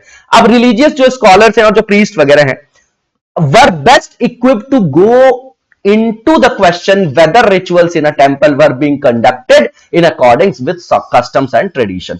सीधी बात है, कोर्ट ने क्या कहा, तो धार्मिक विद्वान और जो पुजारी हैं, है ना, उनको ऑलरेडी वो ट्रेंड है, तभी तो वहां पर पुजारी है, तो भैया क्या मंदिर में क्या क्रियाकलाप होंगे, क्या अनुष्ठान होंगे, है ना, वो जो है उन्हीं के परंपराओं के अनुसार किए जाएंगे और उन्हीं के परंपराओं के अनुसार किए जा रहे थे। अब आर्टिकल 226 और 32 की बात करें अगर, ठीक है, तो वहां पर रिट ज्यूरिसडिक्शन है, मतलब रिट जारी करने का अधिकार है। 32 में कौन करते हैं, सुप्रीम कोर्ट, और ये हमारा फंडामेंटल राइट्स है। अब जब आर्टिकल 226 देखेंगे तो वहां पर जो रिट जारी करने की शक्ति वो हाई कोर्ट की है, ठीक है। तो अब समझिएगा कि एक विशेष अनुष्ठान सही तरीके से किया जा रहा है या नहीं, ये एक अपने आप में विवादित प्रश्न है और ऐसा जो है अदालत ने समझाया, ठीक है ना, कि बोला कि ये जो है अपने आप में विवादित प्रश्न है। उसके बाद बोला उन्होंने, The court explained at most it could be a subject for filing a civil suit जो बोलते हैं in a subordinate court, ठीक है, तो एक अधीनस्थ न्यायालय में दीवानी वाद दायर करने का एक तरीके से ये विषय हो सकता है, नॉर्मल चीज है। अब how a coconut should be broken और अ पूजा शुड बी डन, कि भैया कैसे नारियल तोड़ेंगे, कैसे पूजा करेंगे टेंपल में, ये जो है कॉन्स्टिट्यूशनल ग्राउंड पे जो है कोर्ट जो है वहां पर व्याख्या नहीं कर सकती, उसके हस्तक्षेप का वो विषय नहीं है, है ना। ऐसा भारत के जो मुख्य न्यायाधीश एनवी रमन ने कहा, chief justice of India NV Ramana जो है, रमन जी, उन्होंने ऐसा बोला। अब आर्टिकल 32 के बारे में बता रहे, तो ये आपका फंडामेंटल राइट्स वाले चैप्टर का पार्ट है ना, भाग 3 है आपका, ठीक है। और फिर आपका 4 में डीपीएसपी आ जाएगा, 4A में क्या आएगा कमेंट बॉक्स में बताइएगा। उसके अंतर्गत जो है फंडामेंटल राइट्स को गार्ड करने के लिए किसके, इंडियन सिटीजन्स के, ये जो है इस तरीके की शक्ति अपेक्स कोर्ट को प्रदान की गई है। इसमें जो रिट जारी करने की जो शक्ति है सुप्रीम कोर्ट की, और कौन कौन सी रिट जारी करते हैं वो आप लोगों को पता ही होगा। मैंडमस है, प्रोहिबिशन है, क्यू वारंटी है, सर्टियोरेरी है और हैबियस कॉर्पस है, जिसको आप बंदी प्रत्यक्षीकरण बोलते हैं, ठीक है ना। तो ये इसके अंतर्गत सभी जो भारतीय नागरिक है उनके मूल अधिकारों को संरक्षण प्रदान किया गया और मूल अधिकारों के उल्लंघन में डायरेक्टली सुप्रीम कोर्ट को अप्रोच कर सकते हैं, आर्टिकल 32। अब supreme court shall have the power to issues direction in order और रिट्स, तो वही है इसके अंतर्गत, है ना। मैंने बता दिया आपको कि किस तरीके की रिट होती है, और इसके बारे में कमेंट बॉक्स में बताइएगा कि बंदी प्रत्यक्षीकरण क्या है, जैसे हैबियस कॉर्पस, सशरीर उपस्थिति, है ना, परम आदेश, है ना, उसके बाद जो है आपका प्रोहिबिशन है ना, क्यू वारंट अधिकार प्रेक्षा बोलते हैं, और उत्प्रेषण है। तो बताइएगा इनमें क्या डिफरेंस है, कौन सिर्फ कोर्ट्स के लिए होती है, कौन सी जो आपकी रिट जारी की जाती है वो किसी निकाय के लिए और व्यक्ति दोनों के लिए की जाती है, और कौन सी जो ऐसी रिट है जो केवल व्यक्ति के लिए जारी की जाती है। तो आर्टिकल 226 में सेम जो है ये शक्तियां हाई कोर्ट को भी प्रदान की गई है, लेकिन वो फंडामेंटल राइट्स नहीं है, है ना। अब यहां पर देखिए कि the right guaranteed by this article shall not be suspended except as otherwise provided for by this constitution. तो अपवाद की परिस्थितियों में छोड़ दें, उसमें भी 20-21 जो है वो खत्म नहीं होता है, ये आप लोगों ने पढ़ा होगा, आर्टिकल 359, 358 जहां इमरजेंसी वाला चैप्टर है उसको एक बार रिवाइज कर जाइएगा। अब रोमेश थापर वर्सेस जो स्टेट ऑफ मद्रास का केस था 1950 का, उसमें सुप्रीम कोर्ट ने ऑब्जर्व किया था that article 32 provides a guaranteed remedy. Guarantee की बात की गई है, संवैधानिक जो आपके जो मूल अधिकार हैं वो आपके गारंटी दिए गए हैं, इसीलिए उसको नेगेटिव बोलते हैं नेचर में। क्यों? क्योंकि वो राज्य के विरुद्ध प्रदान करने वाले अधिकार है कि राज्य कहीं निरंकुश ना हो जाए, क्योंकि अतीत में ऐसा होता था। तो guaranteed remedy for the enforcement of fundamental rights. अब आर्टिकल 226 की बात करेंगे तो इसमें पावर जो है हाई कोर्ट को दी गई है, सेम वही आपकी क्या है जो आपकी वहां पर रिट्स थी वही यहां पर भी है ना, लेकिन फंडामेंटल राइट्स नहीं है। तो ये बताया जा रहा है आर्टिकल 32, तो भैया पार्ट 3 में है ही नहीं, ये तो कहां से आएगा। अब इसके बाद जो नेक्स्ट हमारा आर्टिकल है ये जो बिडेन से संदर्भित है और जो शी जिनपिंग जी के बीच में जो आपका शिखर सम्मेलन हुआ है, तो यहां पर नवंबर में अभी 17 नवंबर को इनके बीच में वर्चुअल बायलैटरल मीटिंग हुई है, ठीक है, और इसके द्वारा जो है क्या जो है बातें हुई है वो देखेंगे हम। अब कितने घंटे की मुलाकात थी ये सब हमारे लिए इंपॉर्टेंट नहीं।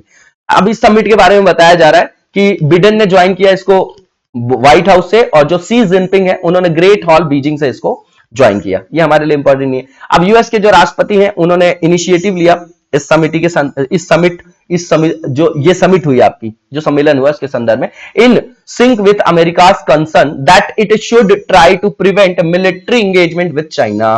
सीधी बात है, अमेरिका की जो चिंता के अनुरूप उसे चीन के साथ सैन्य जुड़ाव को रोकने की कोशिश करनी चाहिए, ये बता रहे हैं। ये अमेरिका का कंसर्न जो चाइना का जो आप देखना ना एग्रेसिव राइज करना हर जगह, उससे संदर्भित ये आपका पॉइंट है। अब देखिए, although there was no agreement और ज्वाइंट कम्युनिक जो आपका किसी भी तरीके का एग्रीमेंट नहीं हुआ, समझौता संयुक्त विज्ञप्ति नहीं थी। The meeting was an opportunity to keep communication lines open. ये है इंपॉर्टेंट पॉइंट कि यहां पर कम्युनिकेशन लाइंस को ओपन रखा जाए according to the White House statement, ऐसा बिडेन ने बोला।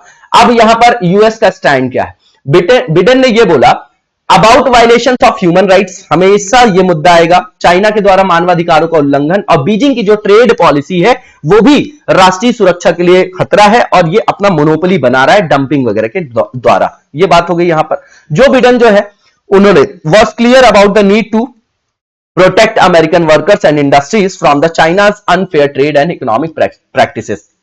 अब इसी पॉइंट का एलोबरेशन है, ये शब्दों का खेल है केवल। अब बिडेन ने यह भी डिस्कस किया इंपॉर्टेंस किसका, free and open Indo Pacific जो आपका ट्रेड वाला रूट है ना, कम्युनिकेशन का रूट है, the continued determination of the US to its commitments in this region, in that region. तो सीधी बात है, आईओआर रीजन वाला हो गया आपका रीजन, इंडो पैसिफिक एरिया। तो वहां पर उन्होंने बताया कि अमेरिका की प्रतिबद्धता पहले जैसे ही है और वहां पर फ्री ट्रेड को सुरक्षित किया जाएगा, किसी की भी एग्रेसिव जो भी पॉलिसी है उसको वो काउंटर करेंगे, ऐसा समझिए आप, है ना। वहां पर एग्रेसिव राइज दिखाई दे रहा है आपको चाइना का, डंपिंग वगैरह आप देखते हैं, तो उससे राष्ट्रीय सुरक्षा को खतरा, स्टील को लेकर बहुत सारी चीजों को, इसीलिए तो हम अपने आत्मनिर्भर भारत चला रहे हैं अभियान। क्यों चला रहे हैं? इसीलिए चला रहे हैं। अब ही reiterated the importance of freedom of navigation and safe overflight to the season's prosperity। अब ये आप देखेंगे 14-15 के दौरान ADIZ, ठीक है ना, जो एयर डिफेंस आइडेंटिफिकेशन जोन होता है वहां भी एग्रेसिवली आ जाएगा चाइना, ठीक है ना।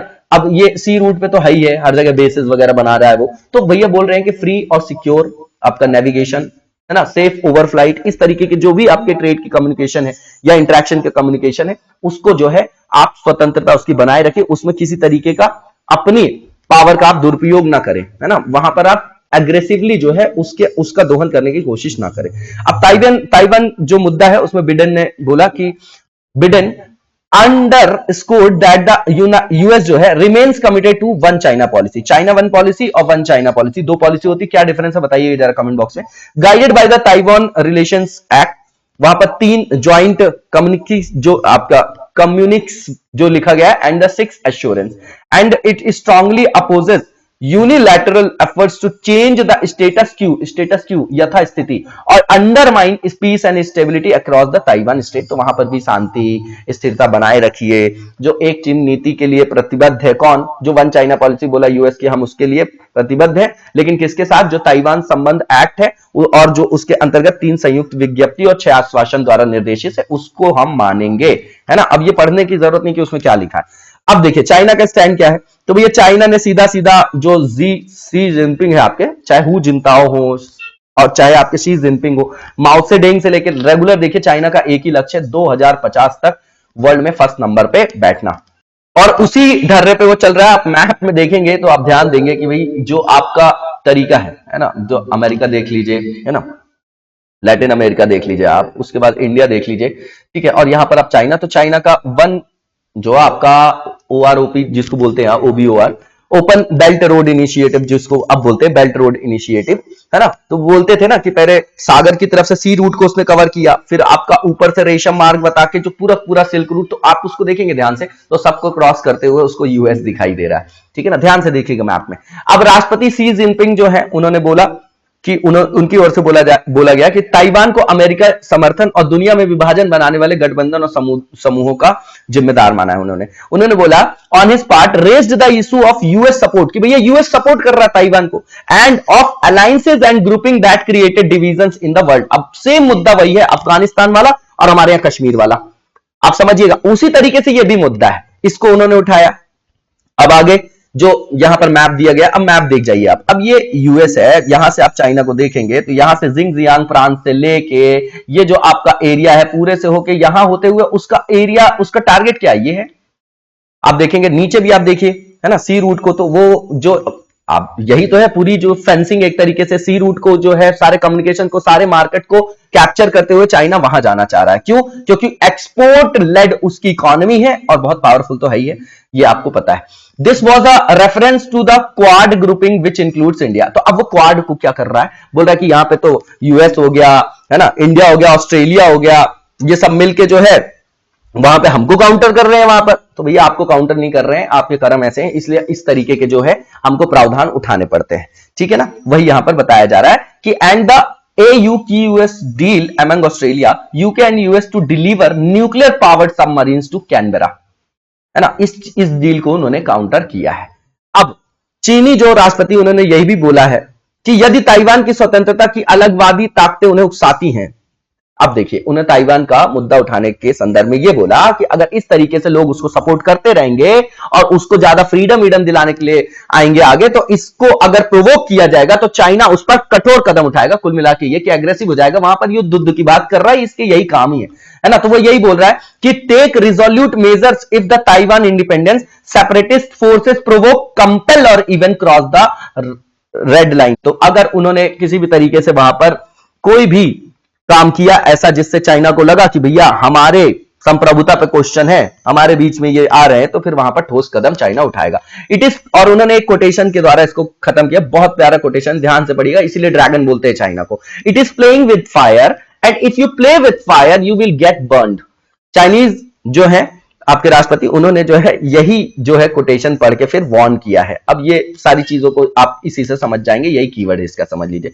अब ये जो भारत है वो कैसे देख रहा है बिडेन और शी जिनपिंग की मीटिंग को, तो US China talks process is something that India watch very closely, बिल्कुल देखेगा ही इंडिया और चाइना, क्योंकि हमारे लिए तो और बड़ा कंसर्न है ये। अब भारत और जो चाइना है have been locked in a border stand off for more than a year and half now. New Delhi जो है पार्ट है किसका, क्वाड का, और ये स्ट्रैटेजिक अलाइनमेंट है with US has been very clear and categorical, मतलब जो आपका श्रेणीबद्ध तरीके से भी देखे तो बहुत ज्यादा इंपॉर्टेंट रणनीतिक आयाम है उसका क्वाड का। US administrations under both presidents Trump हो चाहे Biden have viewed China as a strategic rival. तो रणनीतिक रूप से जो है प्रतिद्वंदी हाई है वो यूएस का, कौन? चाइना, और वही उसको जो है क्या दे रहा है? चुनौती भी दे रहा है। अब यहां पर जो नेक्स्ट आर्टिकल है ये भी आपका जीएस पेपर 2 से रिलेटेड, यहां पर एक जजमेंट आया उसी को बता रहे हैं। आपका पहले कभी जजमेंट वगैरह आप लोगों ने पढ़ा होगा, है ना? तो ये रेगुलर चल रहा था, 377 आपका जो है वो न्यूज में भी था, है ना?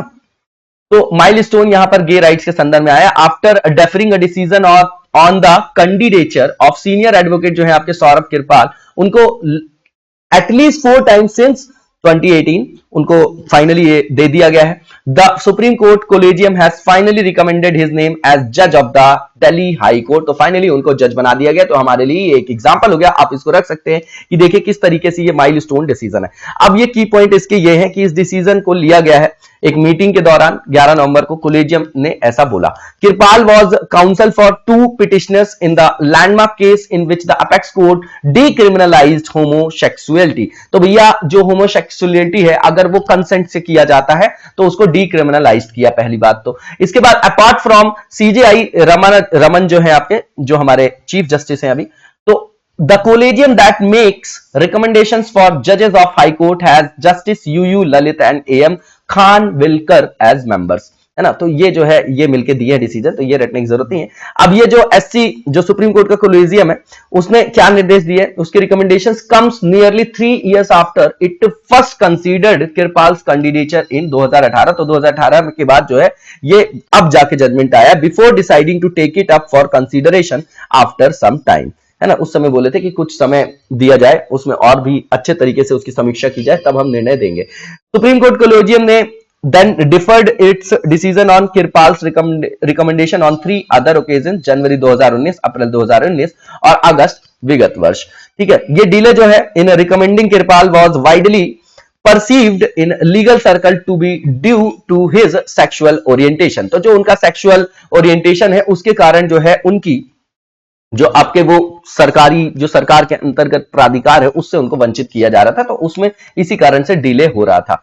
अब न्यायाधीशों की जो नियुक्ति के संदर्भ में प्रावधान है, तो आपको पता है कि आर्टिकल 1, 2, 3 में क्या है, यहां पर जो है अध्यादेश जारी करने की शक्ति किसकी? राष्ट्रपति की। तो यहां क्या है? राष्ट्रपति की न्यायिक शक्ति। उसी के बाद न्यायपालिका की व्यवस्था आर्टिकल 124 से सुप्रीम कोर्ट में की गई है 147 तक, फिर 148 से 151 आपका क्या हो जाएगा? कैग, और उसके बाद राज्य की व्यवस्था। तो वही बता रहे हैं कि आर्टिकल 124 सब क्लॉज 2 में सुप्रीम कोर्ट और हाई कोर्ट की बात करेंगे तो 217 में वहां पर क्या राष्ट्रपति के द्वारा उच्च न्यायालय और सर्वोच्च न्यायालय के न्यायाधीशों की नियुक्ति की जाती। तो सुप्रीम कोर्ट के जो न्यायाधीश हैं उनकी नियुक्ति 124 सब क्लॉज 2 और 217 में हाई कोर्ट के न्यायाधीशों की नियुक्ति की जाती। अब समझिएगा, अब यहां पर जो प्रेसिडेंट है, प्रेसिडेंट जो है उनको वहां पर परामर्श भी लेना होता है। The president is required to hold consultation with such of the जजेस of the supreme court and of the high courts as he may deem necessary. तो जो वो आवश्यक समझे तो समझना ही पड़ता है, अकेले अपने विवेक की शक्ति नहीं है। जो चीफ जस्टिस हैं और भी जजेस हैं, है ना, उनके द्वारा जो बनाया गया एक पैनल है उससे ही वो परामर्श करके इस तरीके का निर्णय लेते हैं। अब आर्टिकल 124 सब क्लॉज 2 बोलता क्या है? तो सीधी बात है, सुप्रीम कोर्ट के जो प्रत्येक न्यायाधीश है उनको राष्ट्रपति जो है वहां पर अपने हस्ताक्षर और मुहर के तहत जो है सर्वोच्च न्यायालय और राज्यों में उच्च न्यायालयों के न्यायाधीशों के राष्ट्रपति के रूप में परामर्श के बाद ही नियुक्त किया जाएगा। तो बिल्कुल ठीक बात है। और इसमें जो भी व्यक्ति यहां पर ज्वाइन करता है सुप्रीम कोर्ट को, है ना, वहां पर जज बनता है तो 65 वर्ष की आयु प्राप्त करने तक वो पद पर बना रहेगा, है ना, और उसमें कोई अपवाद ना हो। ठीक है, कि इंपीचमेंट वगैरह जो है आपका रिमूवल ऑफ जजेस बोला जाना चाहिए, इंपीचमेंट नहीं बोला जाना चाहिए, इनको जो हटाने की प्रक्रिया है। ठीक है, तो वो देखेंगे अपन इसमें। इसके बाद देखिए जो यहां पर मेन चीज है कि यहां पर जो भी आपका मुख्य न्यायाधीश के अलावा जो भी अपॉइंटमेंट होगी तो उसमें जो है भारत के मुख्य न्यायाधीश से हमेशा सलाह ली जाएगी। अब आर्टिकल 217 में बिल्कुल सेम है, वहां पर भी जो अपॉइंटमेंट है राष्ट्रपति द्वारा किया जाएगा, हस्ताक्षर होगा, मुहर लगाई जाएगी उसमें। ठीक है, फिर वहां पर जो रिकमेंडेशन होगी वो भारत के मुख्य न्यायाधीश भी होंगे, उसमें गवर्नर भी होगा, कंसर्न स्टेट का, और अन्य न्यायाधीश भी होंगे। ठीक है ना, तो ये जो है इस तरीके से यहां पर नियुक्ति की जो है बात की गई। अब कॉलेजियम सिस्टम क्या है? तो 1993 में जो कोर्ट ऑफ जजेस केसेस आप सुनते हैं, है ना, कोर्ट ऑफ अकॉर्ड वगैरह जो केस सुनते हैं आप, उससे रिलेटेड होगा। ठीक है, अब ये कोलेजियम प्रणाली क्या है? तो जजेस को अपॉइंट करने का एक पैनल है जिसमें जजेस को ही मिला के ये प्रणाली बनाई जाती है। इसी को जो है आपका यहां पर संदर्भित है, एनजेएसी लाया गया था, उसको फिर स्क्रैप भी किया क्योंकि गवर्नमेंट ने बोला कि मतलब सुप्रीम कोर्ट ने बोला कि आर्टिकल 50 में जुडिशरी और कार्यपालिका है ना, न्यायपालिका और कार्यपालिका के पृथक्करण की बात की गई है, वो बेसिक स्ट्रक्चर है, तो इस तरीके से एनजेएसी को स्क्रैप किया गया। आप समझिएगा कि ये जो है सर्वोच्च न्यायालय के निर्णयों के माध्यम से विकसित हुई है ये प्रक्रिया, ना कि किसी जो है आपका उसका कोई संविधान में प्रावधान है या फिर कोई भी प्रोविजन नहीं है पार्लियामेंट में, और कोई भी एक्ट ऑफ पार्लियामेंट के थ्रू भी इसको नहीं बनाया गया, पहली चीज। दूसरी बात, supreme court collegium is headed by the chief justice of India, बिल्कुल, और कंप्राइज 4 अदर सीनियर मोस्ट जजेस ऑफ द कोर्ट। तो इसमें आपके चीफ जस्टिस ऑफ इंडिया हो गए प्लस 4 जो है आपके सीनियर मोस्ट जजेस होते हैं। हाई कोर्ट कोलेजियम जो है वो चीफ जस्टिस उसको क्या करते हैं, चेयर करते हैं, और 4 अदर सीनियर मोस्ट जजेस वहां पर भी होते हैं, और वो नाम जो है रिकमेंड किया जाता है किसके द्वारा, फिर हाई कोर्ट के कोलेजियम के द्वारा। Reach the government only after approval by the CJI and the supreme court collegium, ठीक है। तो इस तरीके का ये आपका एक स्ट्रक्चर बनाया गया। जजेस of the higher judiciary are appointed only through the collegium system, अभी सिर्फ इसी के द्वारा उनकी अपॉइंटमेंट हो रही है। And the government has a role only after names have been decided by the collegium. तो यही बोला जाता है कि यहां पर जो सरकार है उसका तो किसी भी तरीके का क्या है प्रावधान वहां नहीं रखा गया। तो बोला जाता है कि आजादी के बाद से आज तक देखेंगे आप तो लगभग 100 ही परिवार है जिसमें से आपके जो इंपॉर्टेंट जजेस बने हुए, तो वो भी एक क्रिटिसिज्म का एक पॉइंट है, ठीक है। इसके बाद जो नेक्स्ट यहां पर आर्टिकल है वो देखेंगे हम लोग। यहां पर कैंपेन की बात की गई, कैंपेन ऑन जो आपका सफाई मित्रा सुरक्षा चैलेंज है, ठीक है। तो जो आपका वर्ल्ड टॉयलेट डे है उसी के संदर्भ में, उसी के सेलिब्रेशन के संदर्भ में जो आपका मिनिस्ट्री ऑफ हाउसिंग और अर्बन डेवलपमेंट है उसने लॉन्च किया है। ये एक साप्ताहिक रूप से अवेयरनेस कैंपेन है, ठीक है। कब से कब तक के लिए? 14 से 20 नवंबर के लिए, इंपॉर्टेंट है, जो रन करेगा आपका Swachh Amrit Diwas. And award ceremony to recognise the role and efforts of the states, जो भी आपके सिटीज हैं, अर्बन लोकल बॉडीज हैं, कैंटोनमेंट बोर्ड है ना, जो Swachh Survekshan 2021 and garbage free star rating certificates on 20 November 2021। अब इस चैलेंज के बारे में बताया जा रहा है कि टोटल जो है 246 सिटीज हैं आपकी जो पार्टिसिपेट कर रही हैं सफाई मित्रा सुरक्षा चैलेंज को, which is being conducted across the country, ठीक बात है। अब इस चैलेंज के थ्रू किया क्या जा रहा है, उद्देश्य क्या है? तो भैया लोगों को अवेयर करना है, इंकरेज करना है सिटीज को कि वो क्या करें, mechanise their sewer and septic tank cleaning operation in order to prevent deaths and fatalities of sanitation workers from hazardous entry. बिल्कुल ठीक बात है। विजवाड़ा विल्सन जी का नाम सुना होगा आप लोगों ने। देखिए जो सीवर है, सेप्टिक टैंक है, उसको मैकेनाइज करें, वहां मशीन का यूज करें, तो जो व्यक्ति वहां पर जाकर सफाई करते हैं बेचारे जिनकी डेथ हो जाती है, वो उससे बचाव किया जा सकेगा और ऐसी दुर्घटनाओं से जो है हमारा बचाव किया जा सकेगा। अब इसके बाद जो आपकी ministry of housing and urban affairs है उसने लॉन्च किया है Safai Mitra Suraksha challenge on the occasion of world toilet day. बिल्कुल सेम चीज है। किस लिए? तो इरेडिकेट करना है practice of hazardous cleaning of sewer and septic tanks और प्रमोट करना है mechanised cleaning of the same. ये आपका कीवर्ड है। अब यहां पर लॉन्च किया गया है ये स्वच्छ सर्वेक्षण, जो आपका सर्वेक्षण है 2022 है ना, उसमें जो यही बता रहा है कि उसको भी flagged of the field assessments for the assessee, है ना, जो ये आपका क्या है कैंपेन है। As per the timelines for the challenge it was launched with toolkit जो आपका 19 नवंबर 2020 है, और जो आपका एंड द प्रीपेटरी है ना, प्रीपेरेटरी जो आपका पीरियड है इसके लिए it was from 20 November 2020 to 30 September 2021 and the evaluation was done in October 2021। और इस कैंपेन के अंतर्गत बहुत सारे इनिशिएटिव्स और भी लिए जाएंगे लाइक लोन मेलाज, है ना। तो ये सब चीजें और भी हैं, ये स्वच्छता का एक आयाम है, आप इसको जो है देख जाइएगा। अब इसके बाद जो नेक्स्ट यहां पे बात बताई जा रही है कि जो अंडर एसएससी नेशनल सफाई कर्मचारी फाइनेंस डेवलपमेंट कॉर्पोरेशन जो है, ministry of social justice and empowerment, ये सपोर्टेड बात किसके द्वारा है? तो हुपा के द्वारा, है ना, हाउसिंग और अर्बन जो आपकी मिनिस्ट्री है। उसके बाद are organising loan melas across the country to help Safai Mitra avail loans under the Swachhata Udyami योजना। तो भैया उसके अंतर्गत उनको लोन भी प्रोवाइड किया जा रहा है। किसके लिए? प्रोक्योरमेंट के लिए, सेवर और सीवर जो है, और सेप्टिक टैंक क्लीनिंग के लिए, कि भैया जो भी मशीन रिक्वायर्ड है उसको आप वहां पर अवेल करें और उसका यूज करें, खुद ना जाएं, है ना। मैकेनाइज्ड क्लीनिंग को यहां पर क्या करना है, प्रमोट करना, उसी के लिए ये लोन की भी सुविधा है। अब 26 loan melas have been conducted till date whereby a total of 6.73 crores of loans have been disbursed to 74 Safai Mitra for procurement of sewer septic tanks and sanitation machine. बिल्कुल ठीक है। अब स्किल डेवलपमेंट ट्रेनिंग जो है आपका सफाई मित्रा का have also been conducted through the support of ministry of social justice and empowerment via NSK FDC, जो हमने पहले ही लिखा 115 जिलों में, है ना। किस किस स्टेट में? तो आंध्र प्रदेश, बिहार, छत्तीसगढ़, हरियाणा, झारखंड, एमपी, महाराष्ट्र, पंजाब, तमिलनाडु और उत्तर प्रदेश। ये आप रख सकते हैं स्टेटमेंट अपने पास लिख के, क्योंकि ये प्रीलिम से पूछा जा सकता है। अंडर सफाई मित्रा जो आपका सुरक्षा चैलेंज है। अब देखिए जो ये इंटेंसिव ट्रेनिंग मॉड्यूल है वो किस पे बेस्ड है? तो रिकॉग्नाइज ऑफ प्रायर लर्निंग। ये क्वेश्चन जो है पहले ही पूछा जा चुका है यूपीएससी के द्वारा प्रीलिम्स में। तो बताइएगा प्रायर लर्निंग क्या है? Comprising theoretical and practical sessions which are being conducted by affiliated training providers of sector skill council for green jobs की बात कर रहे हैं। अब ये जो ट्रेनिंग्स है स्पेशली डिजाइन की गई है सफाई मित्रा के लिए, जो आपके वर्किंग है इस फील्ड में, जो आपका सीवर है, सेप्टिक टैंक क्लिनिक, उन्हीं के लिए है।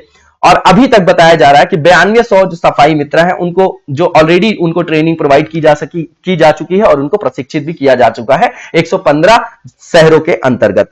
मिनिस्ट्री ऑफ जो आपका हाउसिंग एंड अर्बन है has also designed standard uniform designs for different categories of जो sanitation workers हैं across urban India। नॉर्मल सी चीजें देख जाइएगा। अब इसके बाद जो नेक्स्ट हमारा आर्टिकल है इसमें ये बोला जा रहा है unique land parcel identification number scheme है।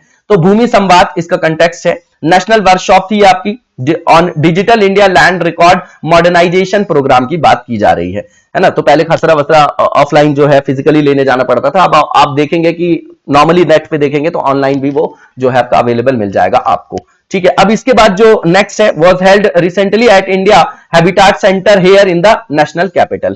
तो ये आपका ये इस तरीके का वहां पर क्या किया गया प्रोग्राम जो है कार्यशाला जो है वहां पर आयोजित किया गया, वही इसका कंटेक्स्ट है। अब की पॉइंट्स देखेंगे हम। Talking about the importance of unique land parcel identification numbers, Shri Singh said it is just like the Aadhaar number of land parcel.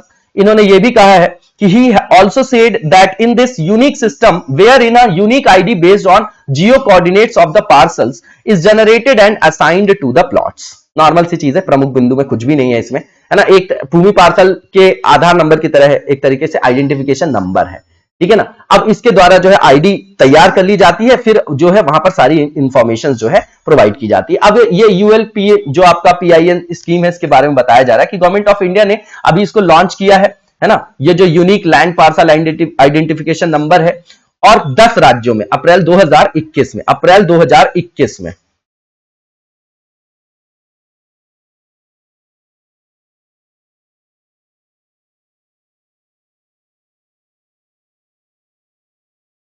अब यहां पर देखिए कि ये जो प्रणाली कब तक जो है देश में लागू की जाएगी, तो 2022 तक देश में लागू किया जाना है। अब ये 14th अंक का है, अल्फा न्यूमेरिक आईडी है। इस नंबर का उपयोग किसके लिए किया जाएगा? सर्वेक्षण के लिए, जो भी आपका प्रत्येक भूखंड है उसकी आइडेंटिफिकेशन के लिए किया जाएगा, ठीक है। और ये आपका जो है लैटिट्यूड और लॉन्गिट्यूड जो है कोऑर्डिनेशन से क्या किया जाएगा लैंड पार्सल्स को उससे कोऑर्डिनेट करके सिंक्रोनाइज किया जाएगा। It is being described as the Aadhaar for land, ठीक है ना। इस तरीके से जैसे आधार है हमारी आइडेंटिफिकेशन के लिए, तो ये आधार है एक तरीके का भूमि का।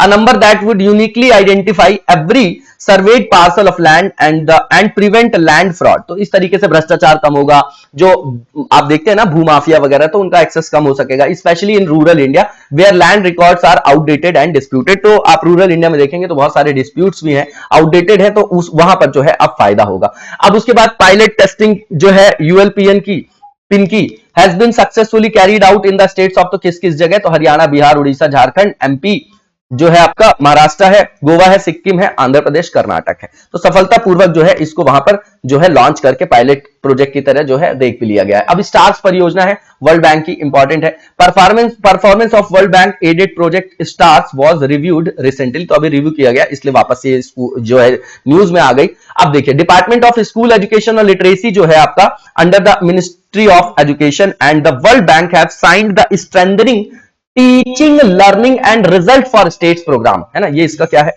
टीचिंग लर्निंग और result for state programme start project on January 28, 2021। अब ये किसके लिए स्टैंड करती है स्टार्स? तो strengthening teaching learning and result for state programme देख लिया हमने। टोटल कॉस्ट जो इसकी है वो आपका, ये कॉस्ट वगैरह इतनी इंपॉर्टेंट नहीं होती, फिर भी देख लीजिएगा 5718 करोड़ है। वर्ल्ड बैंक ने प्रोवाइड किया फाइनेंशियल सपोर्ट $500 मिलियन का, जो आपका स्टैंड करता है 3700 करोड़ का। तो इतना जो है हमको वहां से अनुदान टाइप से जो है आपकी वित्तीय सहायता मिली, फाइनेंशियल असिस्टेंस। अब एग्रीमेंट जो साइन किया गया है उसका एम क्या है, तो इंप्रूव करना है किसको, क्वालिटी को, and governance of school education in 6 states of India. तो कौन कौन से स्टेट्स हैं, तो भैया इसमें एमपी है, राजस्थान है, उड़ीसा है आपका, केरला है, महाराष्ट्र और हिमाचल प्रदेश है।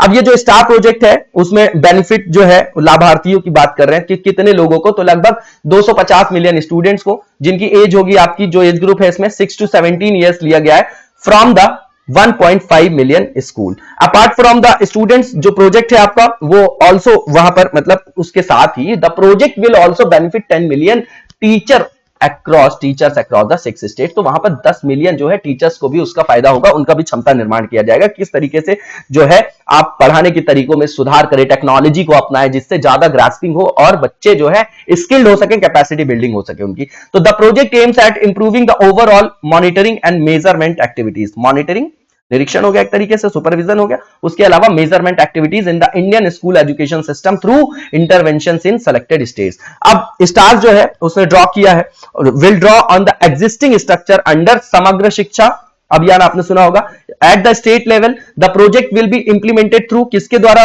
स्टेट में किया जाएगा इंप्लीमेंट, तो SIS जो इंटीग्रेटेड स्टेट इंप्लीमेंटेशन सोसाइटी है फॉर समग्र शिक्षा, तो उसी के अंतर्गत उसका क्रियान्वयन किया जाएगा। ये इंपॉर्टेंट पॉइंट था। इसके बाद इसमें प्रपोज किया गया है वर्ल्ड बैंक जो है सपोर्ट जो वहां पर प्रपोज किया गया under stars is primarily in the form of a results based financing instrument called programme for results. अब ये जो है आपका इंश्योर करेगा मेजर रिफॉर्म स्टेट लेवल में, है ना, राज्य स्तर पर, through a set of disbursement linked indicators. Star project को देखेंगे तो इसमें एम किया गया है कि फोकस किया जाएगा और भी इनिशिएटिव्स में PM E Vidya, foundational literacy and numeracy जो आपका मिशन है, और नेशनल करिकुलर और जो आपका पेडागॉगिकल जो बोलते हैं ना, पेडागॉगिकल जो होता है ना, पढ़ाने के संदर्भ में है वो आपका, है ना, टीचर्स के लिए, framework for early childhood care and education as part of the Atmanirbhar Bharat अभियान। ये इंपॉर्टेंट है, देख जाइएगा। कंपोनेंट क्या क्या है इसके, तो वो देखेंगे। CERC जो स्टार प्रोजेक्ट है उसमें इंक्लूडेड है आपका CERC contingency emergency response component, किसके अंतर्गत है वो आपका, ये नेशनल कंपोनेंट है, which would enable it to be more responsive to any natural man made and health disaster. ठीक है ना, तो किसी भी तरीके के मानव निर्मित स्वास्थ्य आपदा हो, प्राकृतिक आपदा हो, तो उसके उस दौरान किस तरीके से अनुक्रिया देना, तो उसमें भी वो जो अपनी भूमिका का निर्वहन करेगा और उस संदर्भ में भी सक्षम बनाएगा। It will help the government respond to situations leading to loss of learning such as school closure, infrastructure damage या अपर्याप्त वहां पर सुविधाएं रही हो, and use technology for facilitating remote learning etcetera. ठीक है, तो दूरस्थ शिक्षा जो है उसकी सुविधा जो है प्रौद्योगिकी का उपयोग करने के लिए बात की जाएगी। जहां पर भी इंफ्रास्ट्रक्चर ना हो वो जो है इंफ्रास्ट्रक्चर वहां पर प्रोवाइड किया जाएगा, है ना, किसी तरीके से वहां पर कोई लॉस हो गया है तो उस इंफ्रास्ट्रक्चर को रिस्टोर किया जाएगा। ठीक है, तो वहां पर जो है ये सब चीजें हैं, नॉर्मल सी चीजें हैं। CERC component would facilitate the rapid recategorisation of financing and the utilisation of streamlined financing request procedure. ठीक है, अब यहां पर वर्ल्ड बैंक के बारे में बताया जा रहा है, देख जाइएगा। वैसे भी आप लोगों को पता होगा ये इंटरनेशनल फाइनेंशियल इंस्टीट्यूशन है, ये प्रोवाइड करता है लोन, और जो भी आपका लोन भी हो गया और अनुदान वगैरह भी देता है, जो भी गवर्नमेंट्स हैं आपकी, ये मेनली डेवलपमेंट के लिए, पॉवर्टी के लिए, एजुकेशन के लिए, इस तरीके की जगह पे ये आपका लोन देता है। और जो आपका कौन सा ऐसी संस्था है, IMF जो है वो किसके लिए लोन देता है ना, तो वो कैसी फाइनेंशियल असिस्टेंस, तो भैया बैलेंस ऑफ पेमेंट क्राइसिस में देखा ये देता है, यही डिफरेंस है। हेडक्वार्टर इसका कहां है, वॉशिंगटन DC UN में। प्रेसिडेंट जो है डेविड मालपास है आपके, और इसका जुलाई 1944 में स्थापित किया गया था, Bretton Woods, New Hampshire, United States में। सब्सिडायरी इसका इंटरनेशनल जो IFSC है ना, इंटरनेशनल फाइनेंस जो आपको कॉर्पोरेशन है। पेरेंट ऑर्गेनाइजेशन UN है आपका। फाउंडर्स आपके जॉन मिनार्ड कीन्स थे, है ना, ये मैक्रो इकोनॉमिक्स क्या है, फादर है। हैरी डेक्स्टर वाइट थे। ठीक है, अब यहां पर जो नेक्स्ट आर्टिकल हमारा, यहां पर पहला ऑडिट दिवस जो है कैग का मनाया गया है, कब, 16 नवंबर को मनाया गया है, तो ये इंपॉर्टेंट हो गया हमारे लिए। ठीक है, अब इसके की पॉइंट्स क्या है, तो प्रधानमंत्री जी ने जो फर्स्ट ऑडिट दिवस है 16 नवंबर, उसको चिन्हित करते हुए बोला गया कि कैग के जो ऑफिस है उसमें सरदार वल्लभ भाई पटेल की जो है उन्होंने वहां पर प्रतिमा का अनावरण किया और संबोधन दिया है, नॉर्मल सी चीज है। अब कैग के बारे में बताया जा रहा है, तो भैया इसका संवैधानिक आयाम क्या है, तो आर्टिकल 148 से लेकर 151 में है, अपॉइंटमेंट की बात 148 में है, और बोला गया है कि ये audit expenditure of the central as well as state government, तो राज्य सरकार और केंद्र सरकार के जो खर्चे हैं उसकी लेखा परीक्षा करने का प्राधिकार उनको दिया गया। ये एक statutory auditor and also conducts a supplementary audit of companies in which the government has an equity share of 51%। तो जहां ड्राइविंग पोजीशन में गवर्नमेंट होगी वहां पर भी वो ऑडिट कर सकते हैं। इनकी जो रैंक है वो ऑर्डर में 9th है ना, जो वरीयता अनुक्रम है उसके हिसाब से बता रहे हैं। और ये एंजॉय करते हैं बिल्कुल समान दर्जा किसके समान, सुप्रीम कोर्ट के जजेस के, इसीलिए इनको हटाने की प्रक्रिया भी वैसी ही है, उनको भी संवैधानिक सुरक्षा प्रदान की गई है। अब ये मैंने पहले बता दिया कि इनका जो जिक्र है संविधान में, जो उल्लेख है 148 से 151 के बीच में। फॉर्मर जो लेफ्टिनेंट गवर्नर थे आपके यूटी के, कौन सा यूटी, जेएनके, जीसी मुर्मू, उनको करंट कैग बनाया गया है। ही एज्यूम्ड ऑफिस ऑन 8 अगस्त 2020 और ये आपके 14th नंबर के कैग हैं इंडिया के। अब ड्यूटीज क्या क्या है इसकी, तो ड्यूटीज का जो उल्लेख है ये भी क्वेश्चन फ्रेम कर चुका है कौन, यूपीएससी प्रीलिम्स में। 1971 का आपका एक्ट है, उसमें प्रोविजंस दिए गए हैं, है ना। As per the provisions of the constitution the CAG Duties, Powers and Conditions of Service Act 1971 was enacted. As per the various provisions, the duties of the CAG include the audit of, तो कुछ चीजें इसमें बताई गई कि भारत और जो आपके विधानसभा वाले राज्य हैं, संघ राज्य क्षेत्र हैं, उनकी जो कंसोलिडेटेड फंड है ना, जो आपकी प्राप्तियां और व्यय हैं उसका ऑडिट कर सकते हैं। किस किस चीज का कर सकते हैं तो वो यहां पर बताया जा रहा है, उसमें कहां कहां उल्लेख है किस किस चीज का। ट्रेडिंग का, manufacturing, profit and loss account, balance sheet, other जो सब्सिडायरी अकाउंट्स है गवर्नमेंट के, गवर्नमेंट डिपार्टमेंट के, accounts of store and stock kept in government offices और डिपार्टमेंट, तो जहां पर गवर्नमेंट का स्टेक देखेंगे आप, चाहे राज्य हो चाहे केंद्र हो, है ना। और कंपनीज भी जो पीएसयूज है जहां पर ड्राइविंग पोजीशन में है, कौन, जो हमारी सरकार है या आपकी अर्बन लोकल बॉडीज हो गए, उससे संदर्भित राज्य की डेफिनेशन कहां दी गई बताइए, आर्टिकल 12 में है, आर्टिकल 36 में। आप उसको पढ़ेंगे तो उसमें सारा डोमेन जो है आपका क्लियर हो जाएगा, ठीक है, क्लियर हो जाएगा, ठीक है। इसके बाद गवर्नमेंट कंपनीज जो है as per the provisions of the companies act 2013। अब यहां पर देखिएगा कि जो कंपनी एक्ट है आपका 2013, उनके प्रावधानों के अनुसार जो भी सरकारी कंपनी, वहां पर भी सारी चीजें वही आएंगी, बस अलग अलग यहां पर जो है यहां पर एलोबरेट कर दिया। कॉर्पोरेशन जो भी स्टैब्लिश्ड हो as under laws made by parliament, तो संसद के किसी नियम के द्वारा, in according with the provisions of the respective legislations. अब यहां पर जो केंद्र और राज्य सरकार का जो आपका कंसोलिडेटेड फंड है, सेंटर का कहां है आपको बताइएगा, संचित निधि। आर्टिकल 266 में क्या आता है और आर्टिकल 267 में क्या आता है, कमेंट बॉक्स से बताइएगा, ठीक है।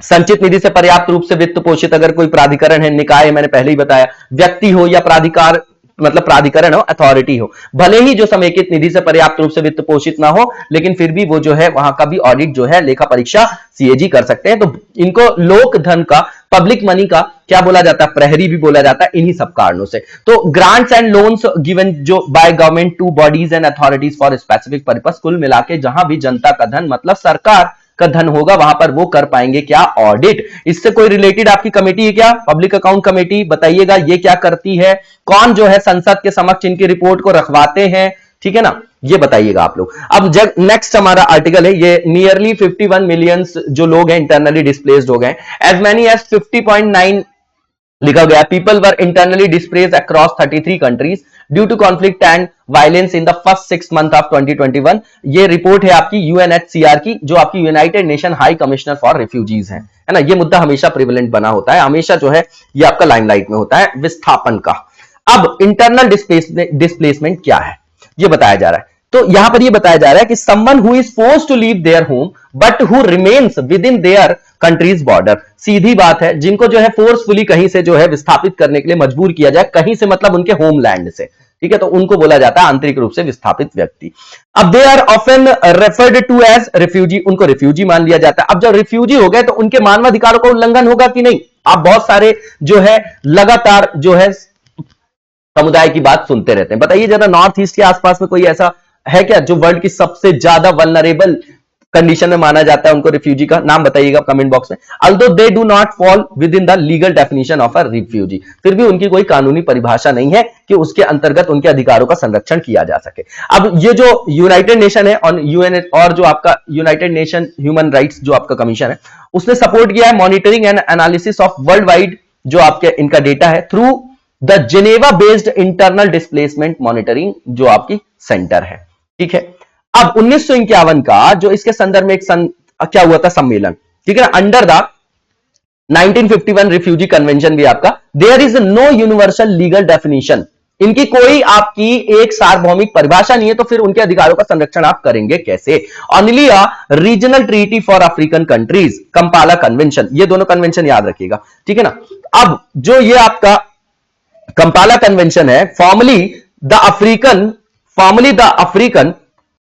अब यहां पे जो आपका कंपाला कन्वेंशन है, फॉर्मली जो है African union convention for the protection and assistance of internal, जो आपके डिस्प्लेस्ड पर्सन है अफ्रीका में, is a treaty of the African union. अब अफ्रीकन यूनियन की ट्रीटी है, वो एड्रेस करती है आपके इंटरनल डिस्प्लेसमेंट को, जो आपका हुआ है किसी भी आर्म्ड कॉन्फ्लिक्ट में या नेचुरल डिजास्टर में या लार्ज स्केल अगर कोई डेवलपमेंट प्रोजेक्ट्स है अफ्रीका में, तो उससे संदर्भित वहां पर वो प्रावधान है, देख लीजिएगा। आईडीपी जो है उसके अंतर्गत जो भी थ्रेट है, IDPs can live under threat of physical attack, sexual or gender biased violence and run the risk of being separated from family members। अब यहां से निष्कर्ष क्या है? तो यहां पर यह बताया गया है जो नंबर्स में कि the number is nearly 5% more than the 48.6 million reported at the end of 2020 according to the mid year trends। 2021 के मिड ईयर की जो है आपकी रिपोर्ट में जो ट्रेंड है वो ये बता रहे हैं। रिपोर्ट पब्लिश जो की गई है वो नवंबर 2021 में, डेट वेट याद करने की जरूरत नहीं है। अब ये रिपोर्ट क्या शो करती है? तो ट्रेंड शो करती है rising forced displacement continued into 2021। ये इंपॉर्टेंट पॉइंट है कि इसमें अभी भी वृद्धि देखी जा रही है। किस संदर्भ में देखी जा रही है? कि फोर्सफुली भी अभी भी लोगों को विस्थापित किया जा रहा है। तो with global numbers now exceeding 84 million, और ये इंक्रीज जो है कहां से? 2.4 million at the end of 2020। इसका रिजल्ट क्या होगा? Largely from internal displacement. तो जो आंतरिक विस्थापन है वो सबसे ज्यादा महत्वपूर्ण भूमिका यहां पर निभा रहा है, मेन रीजन बता रहे हैं। अब मोर देन 4.3 मिलियन जो है आपके न्यू डिस्प्लेसमेंट हुए हैं, ठीक है, 18 देशों में। 50% जो है उसमें क्या है? More than the estimated 2.9 million people displaced during the same period in the previous year, the report said. तो ये कंपैरिजन कर रहे हैं, ठीक है ना। ये डेटा की बढ़ा है कितना, एक आख डेटा अपने पास रख लिए, कोई क्वेश्चन आएगा तो हम वहां पर इसको यूज कर पाएंगे। Much of the new internal जो डिस्प्लेसमेंट है वर इन अफ्रीका, इंक्लूडिंग इन जो आपका democratic Republic of the Congo है, उसमें सबसे ज्यादा बता रहे हैं। तो यहां पर बता रहे हैं कि 1.3 मिलियन, इथियोपिया में 1.2 है, सेंट्रल अफ्रीकन रिपब्लिक में जो 202,500 है, साउथ सुडान में जो है 170, 400 है, नाइजीरिया में जो है आपका 164, 600 है, मोजाम्बिक और बुर्किना फासो की बात की है। तो सब जगह डेटा याद करने की जरूरत है। ये देखिए कि कहां पर सबसे ज्यादा हुआ, एक आख नाम हमको याद होना चाहिए, अफ्रीकन रीजन है और वो आपका डीआरसी है। अब इसके बाद जो कॉन्फ्लिक्ट है वो कंटिन्यूड है, unabated in Mozambique's northern province of जो आपका कैबो डेलगाडो है, uprooting over 120,000 people, violence escalated in its जो आपका पाल्मा टाउन है इन द लेट मार्च। तो वहां पर तो इस तरीके के संघर्ष होते रहते हैं, तो उसमें जो है बहुत सारे लोग मारे भी गए थे, ठीक है ना। मोजाम्बिक का जो आपका उत्तरी प्रांत है काबो डेलगाडो। अब पूर्व और जो आपका हॉर्न ऑफ अफ्रीका वाला पार्ट है उसमें इंटरनल और जो बॉर्डर से रिलेटेड एरिया है ना, मतलब जो आपका सीमा पार गतिशीलता है, उसने अकेले 2020 में लगभग 6.5 मिलियन लोगों को आंतरिक रूप से विस्थापित, ठीक, विस्थापितों को और 3.5 मिलियन शरणार्थियों और शरण चाहने वालों में योगदान अपनी जो है यहां पर क्या दिया है, अपनी भूमिका निभाई है। अब देखिए डिस्प्लेस करने में internal and cross border mobility in the East and Horn of Africa contributed to around 6.5 million internally displaced person और 3.5 million refugees and asylum seekers in 2020 alone. ये सब डेटा है। वायलेंस म्यांमार में देखें, इसी के संदर्भ में रखाइन प्रांत आपने सुना होगा, वहीं पे कोई है क्या आपकी एक जो है सबसे ज्यादा कंसर्न वाली कोई ऐसे समुदाय के लोग हैं, बताइएगा, रोहिंग्या ही है उसका नाम। और violence in Myanmar and Afghanistan also force 217,000 and 318,500, ठीक है, people from their homes between January and June 2021। अब इसके क्या कारण थे? तो कोविड-19 भी है ना, ये बहुत सारी चीजों का लिथाल मिक्सचर है। जैसे कॉन्फ्लिक्ट है, संघर्ष है ना, कई सारे संघर्ष है, उसमें कोविड-19 है, पॉवर्टी है, फूड इनसिक्योरिटी है, क्लाइमेट इमरजेंसी है ना, कुछ वहां पर मानव जनित आपदा भी है तो कुछ प्राकृतिक आपदा भी है, ऐसे समझिए। Has compounded the humanitarian flight जो है आपका of the displaced, most of whom are hosted in developing regions, ठीक है। अब इसके बाद यहां पर जो नेक्स्ट आर्टिकल है ये पूर्वांचल एक्सप्रेस से रिलेटेड, इंफ्रास्ट्रक्चर से रिलेटेड है, इसलिए आप जीएस पेपर 3 में रख सकते हैं। 341 किलोमीटर पूर्वांचल जो एक्सप्रेस है एट करवाल खेरी इन सुल्तानपुर डिस्ट्रिक्ट, उसको इनॉग्रेशन किया गया, उसका इनॉग्रेशन किया गया प्राइम मिनिस्टर जी के द्वारा। One of the biggest completed infrastructure projects by the Uttar Pradesh government. अब की पॉइंट क्या है? तो यहां पर मोदी जी लैंड हुए at the air strip in a C-130 Hercules plane for the inauguration. ये इतना इंपॉर्टेंट नहीं है, आप C-130 Hercules के बारे में आप पढ़ सकते हैं। ये लॉन्च किया गया, ये इसको लॉन्च किया गया था comes almost 3 years after the prime minister laid its foundation stone in Azamgarh in July 2018। अब यूपी पीसीएस के लिए इंपॉर्टेंट हो गया है ना ये डेट वगैरह। अब यहां पर पूर्वांचल एक्सप्रेस के बारे में बताया जा रहा है, तो बिगेस्ट आपका इंफ्रास्ट्रक्चर है जो कंप्लीट किया गया यूपी गवर्नमेंट के द्वारा, बिल्कुल ठीक है। इसकी कॉस्ट जो बताई जा रही 22,496 करोड़ है। इसको आप यूपी पीसीएस के लिए स्पेसिफिकली याद भी रख सकते हैं। Has been build as the career of development to the under developed Purvanchal region, ठीक है। एक्सप्रेस जो है ये आपका स्टार्ट होगा, जो आपका चांदसराय विलेज है, कहां पर, लखनऊ में लोकेटेड है, on the Lucknow Sultanpur road and ends at जो आपका हाई दरिया विलेज है, नेशनल हाईवे 31 में, गाजीपुर डिस्ट्रिक्ट में। तो रूट आप देख जाइएगा।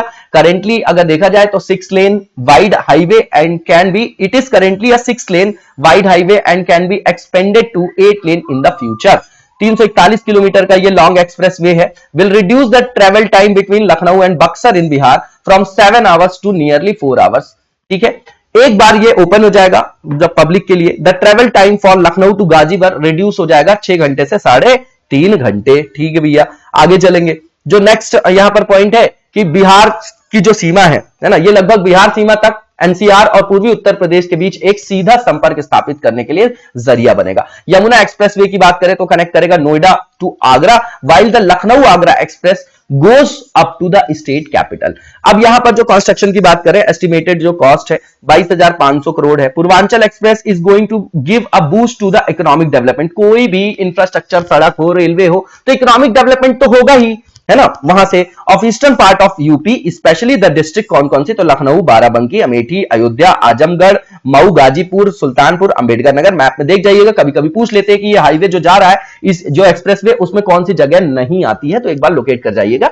ये स्टेट पीसीएस के लिए आपके लिए इंपॉर्टेंट है, यूपी के लिए। There are 18 flyovers, 7 railway over bridges, 7 long bridges, 104 minor bridge है, 13 इंटरचेंज और 271 अंडरपास है हाईवे में। That covers the district of, वही सेम है ना। तो ये सब याद नहीं करना कितने फ्लाईओवर है ये, है ना, ये इंपॉर्टेंट नहीं है। सिग्निफिकेंस क्या है, तो पूर्वांचल जो एक्सप्रेस है वो बैकबोन है इकोनॉमी की, है ना, स्टेट की, ईस्टर्न रीजन की, किसकी, यूपी की बात कर रहे हैं। एक्सप्रेस वे की बात करें तो will prove to be the backbone of eastern UP. Its inauguration will be in a grand way, है ना, जिसके साथ क्या होगा, by an air show as a 3.5 kilometre long stretch near Sultanpur has been developed as an air strip for emergency landing of aircraft, है ना। तो आपात लैंडिंग के लिए हवाई पट्टी के रूप में भी विकसित किया गया है वहां पर। 3.5 किलोमीटर लंबे मार्ग को जो है वहां पर विमान की जो है इमरजेंसी लैंडिंग वगैरह कराई जा सकती, कभी ऐसी जो है परिस्थिति अगर वहां पर क्या हो गई, अगर उत्पन्न हो गई। गवर्नमेंट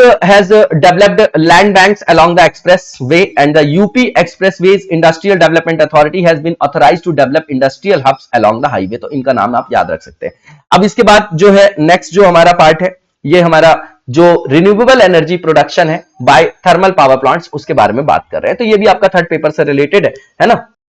अब यहां पर जो है रिन्यूएबल जो एनर्जी उसका प्रोडक्शन थर्मल पावर प्लांट से, तो कंटेक्स्ट ये है कि थर्मल पावर जनरेशन कंपनी जो है will now be able to supply renewable energy under existing power purchase agreement जो हुआ है विथ डिस्ट्रीब्यूशन कंपनी डिस्कॉम की बात कर रहे हैं, अंडर द रिवाइज्ड गाइडलाइंस। वहां पर जो गाइडलाइंस थी उनको रिवाइज किया गया, जो इश्यू की गई है power and new and renewable energy ministry. Normal से कंटेक्स्ट है। अब देखिए इसके लिए गाइडलाइंस क्या है, तो रिवाइज्ड गाइडलाइंस जो है वो अलाउ करती है थर्मल जनरेशन कंपनीज को कि वो सेटअप करे अपना renewable energy generation capacity either by themselves, या तो खुद से, या डेवलपर्स के द्वारा, किसके द्वारा, ओपन बिड्स के द्वारा, and supply powers to consumers under existing PPS जो है। इसके द्वारा जो रिवाइज्ड गाइडलाइंस है इसमें बोला गया है any savings to thermal power plants from lower cost of power generation through renewable energy would be shared with procurers such as distribution companies on a 50-50 basis. अब इसका उद्देश्य क्या है, तो इसका उद्देश्य यह है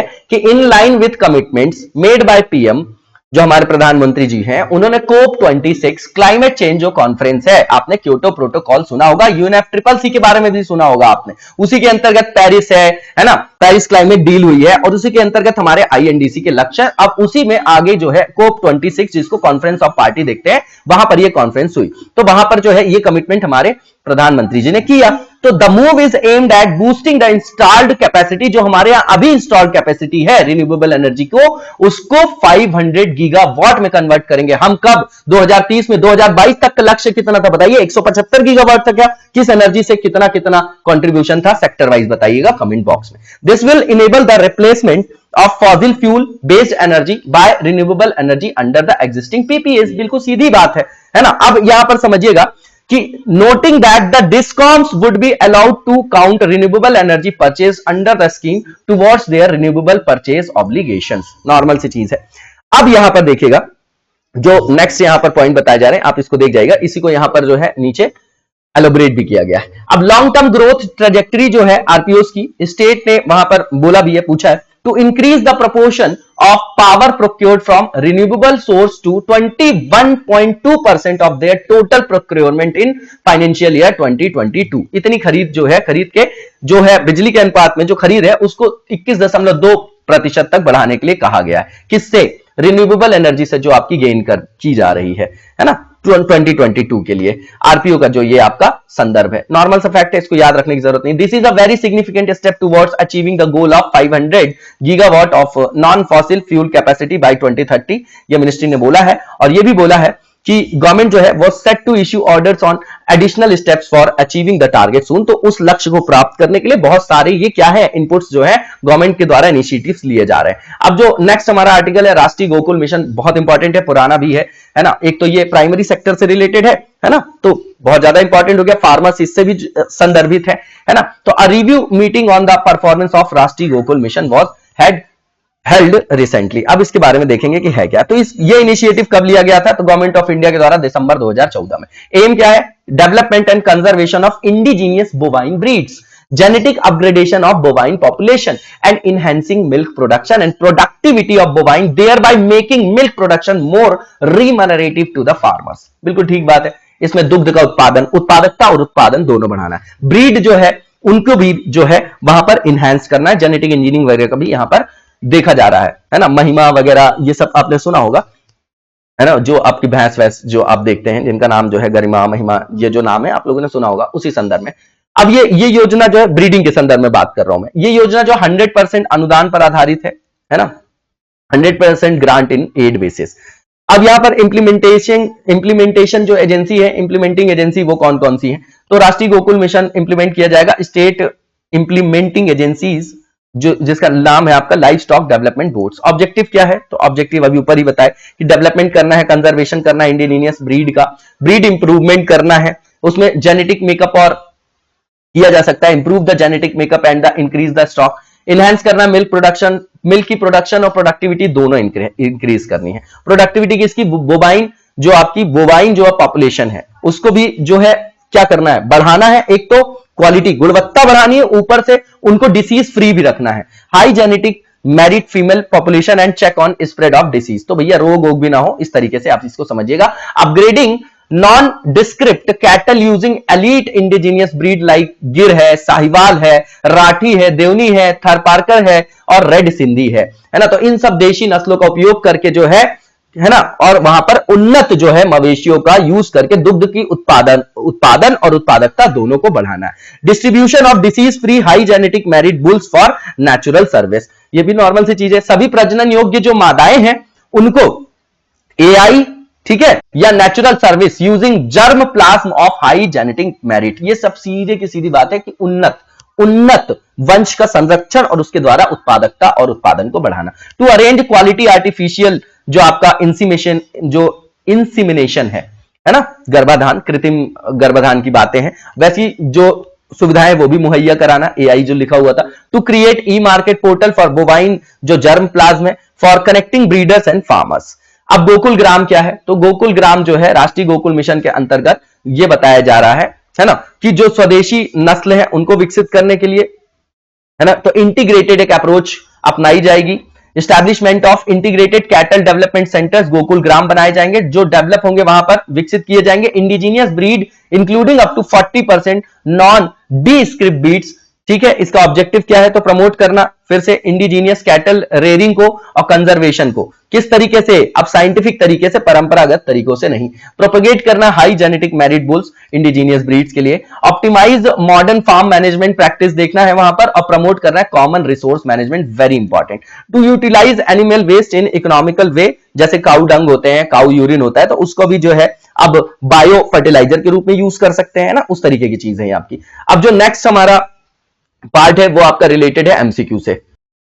अब जो पहला यहां पर आज का एमसीक्यू है, इसमें पोचमपल्ली जो विलेज है उसके बारे में स्टेटमेंट बताना कौन सा ट्रू है। तो पहला ये कि ये आपका नालगोंडा डिस्ट्रिक्ट है, is often referred to as the silk city of India for the जो भी आपका एग्जीक्यूटिव जो आपकी साड़ीज हैं that are woven through a unique style called ikat, ikat बोलते हैं उसको, ठीक है ना। तो पहला वाला स्टेटमेंट आपका बिल्कुल ठीक है, इकत, ये इंपॉर्टेंट है आपका। दूसरा जो पोचमपल्ली के अंतर्गत यूनिक वीविंग स्टाइल है और पैटर्न है जो रिसीव किया जाता है, received special focus through the Pradhan Mantri mantra of vocal for local as a part of Atmanirbhar Bharat, है ना। वोकल फॉर लोकल, स्थानिक उत्पादों को भी उतनी महत्ता दी जानी चाहिए। तो दूसरा जो स्टेटमेंट है वो भी ठीक है। तीसरा ये कि पोचमपल्ली को भूदान पोचमपल्ली के नाम से भी जाना जाता है। 18 अप्रैल 1951 को इसी गांव से आचार्य विनोबा भावे ने भूदान आंदोलन का जो है वहां पर शुरुआत मानी जाती है, लॉन्च किया गया था, है ना। इसलिए जो है उसको पोचमपल्ली, भूदान पोचमपल्ली के नाम से जाना जाता है। भूदान आंदोलन आपने विनोबा भावे जी का सुना होगा, है ना। उसी समय लैंड रिफॉर्म वगैरह चल रहा था आफ्टर इंडिपेंडेंस 1951 से। अब ये ऑल ऑफ द अबव होगा, इसका सारे स्टेटमेंट बिल्कुल ठीक है।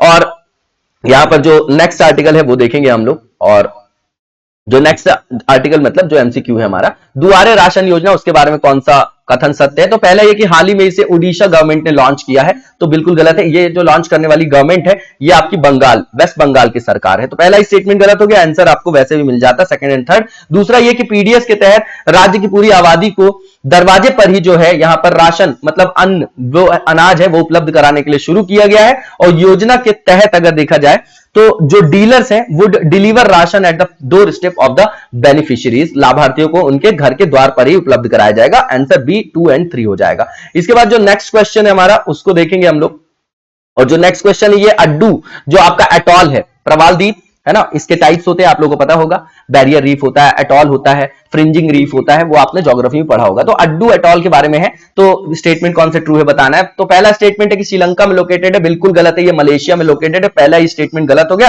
आंसर आपको वैसे भी मिल जाता, ओनली सेकंड एंड थर्ड। दूसरा यह है कि इसे जो है सीनू एटॉल के नाम से भी जाना जाता है, बिल्कुल ठीक है।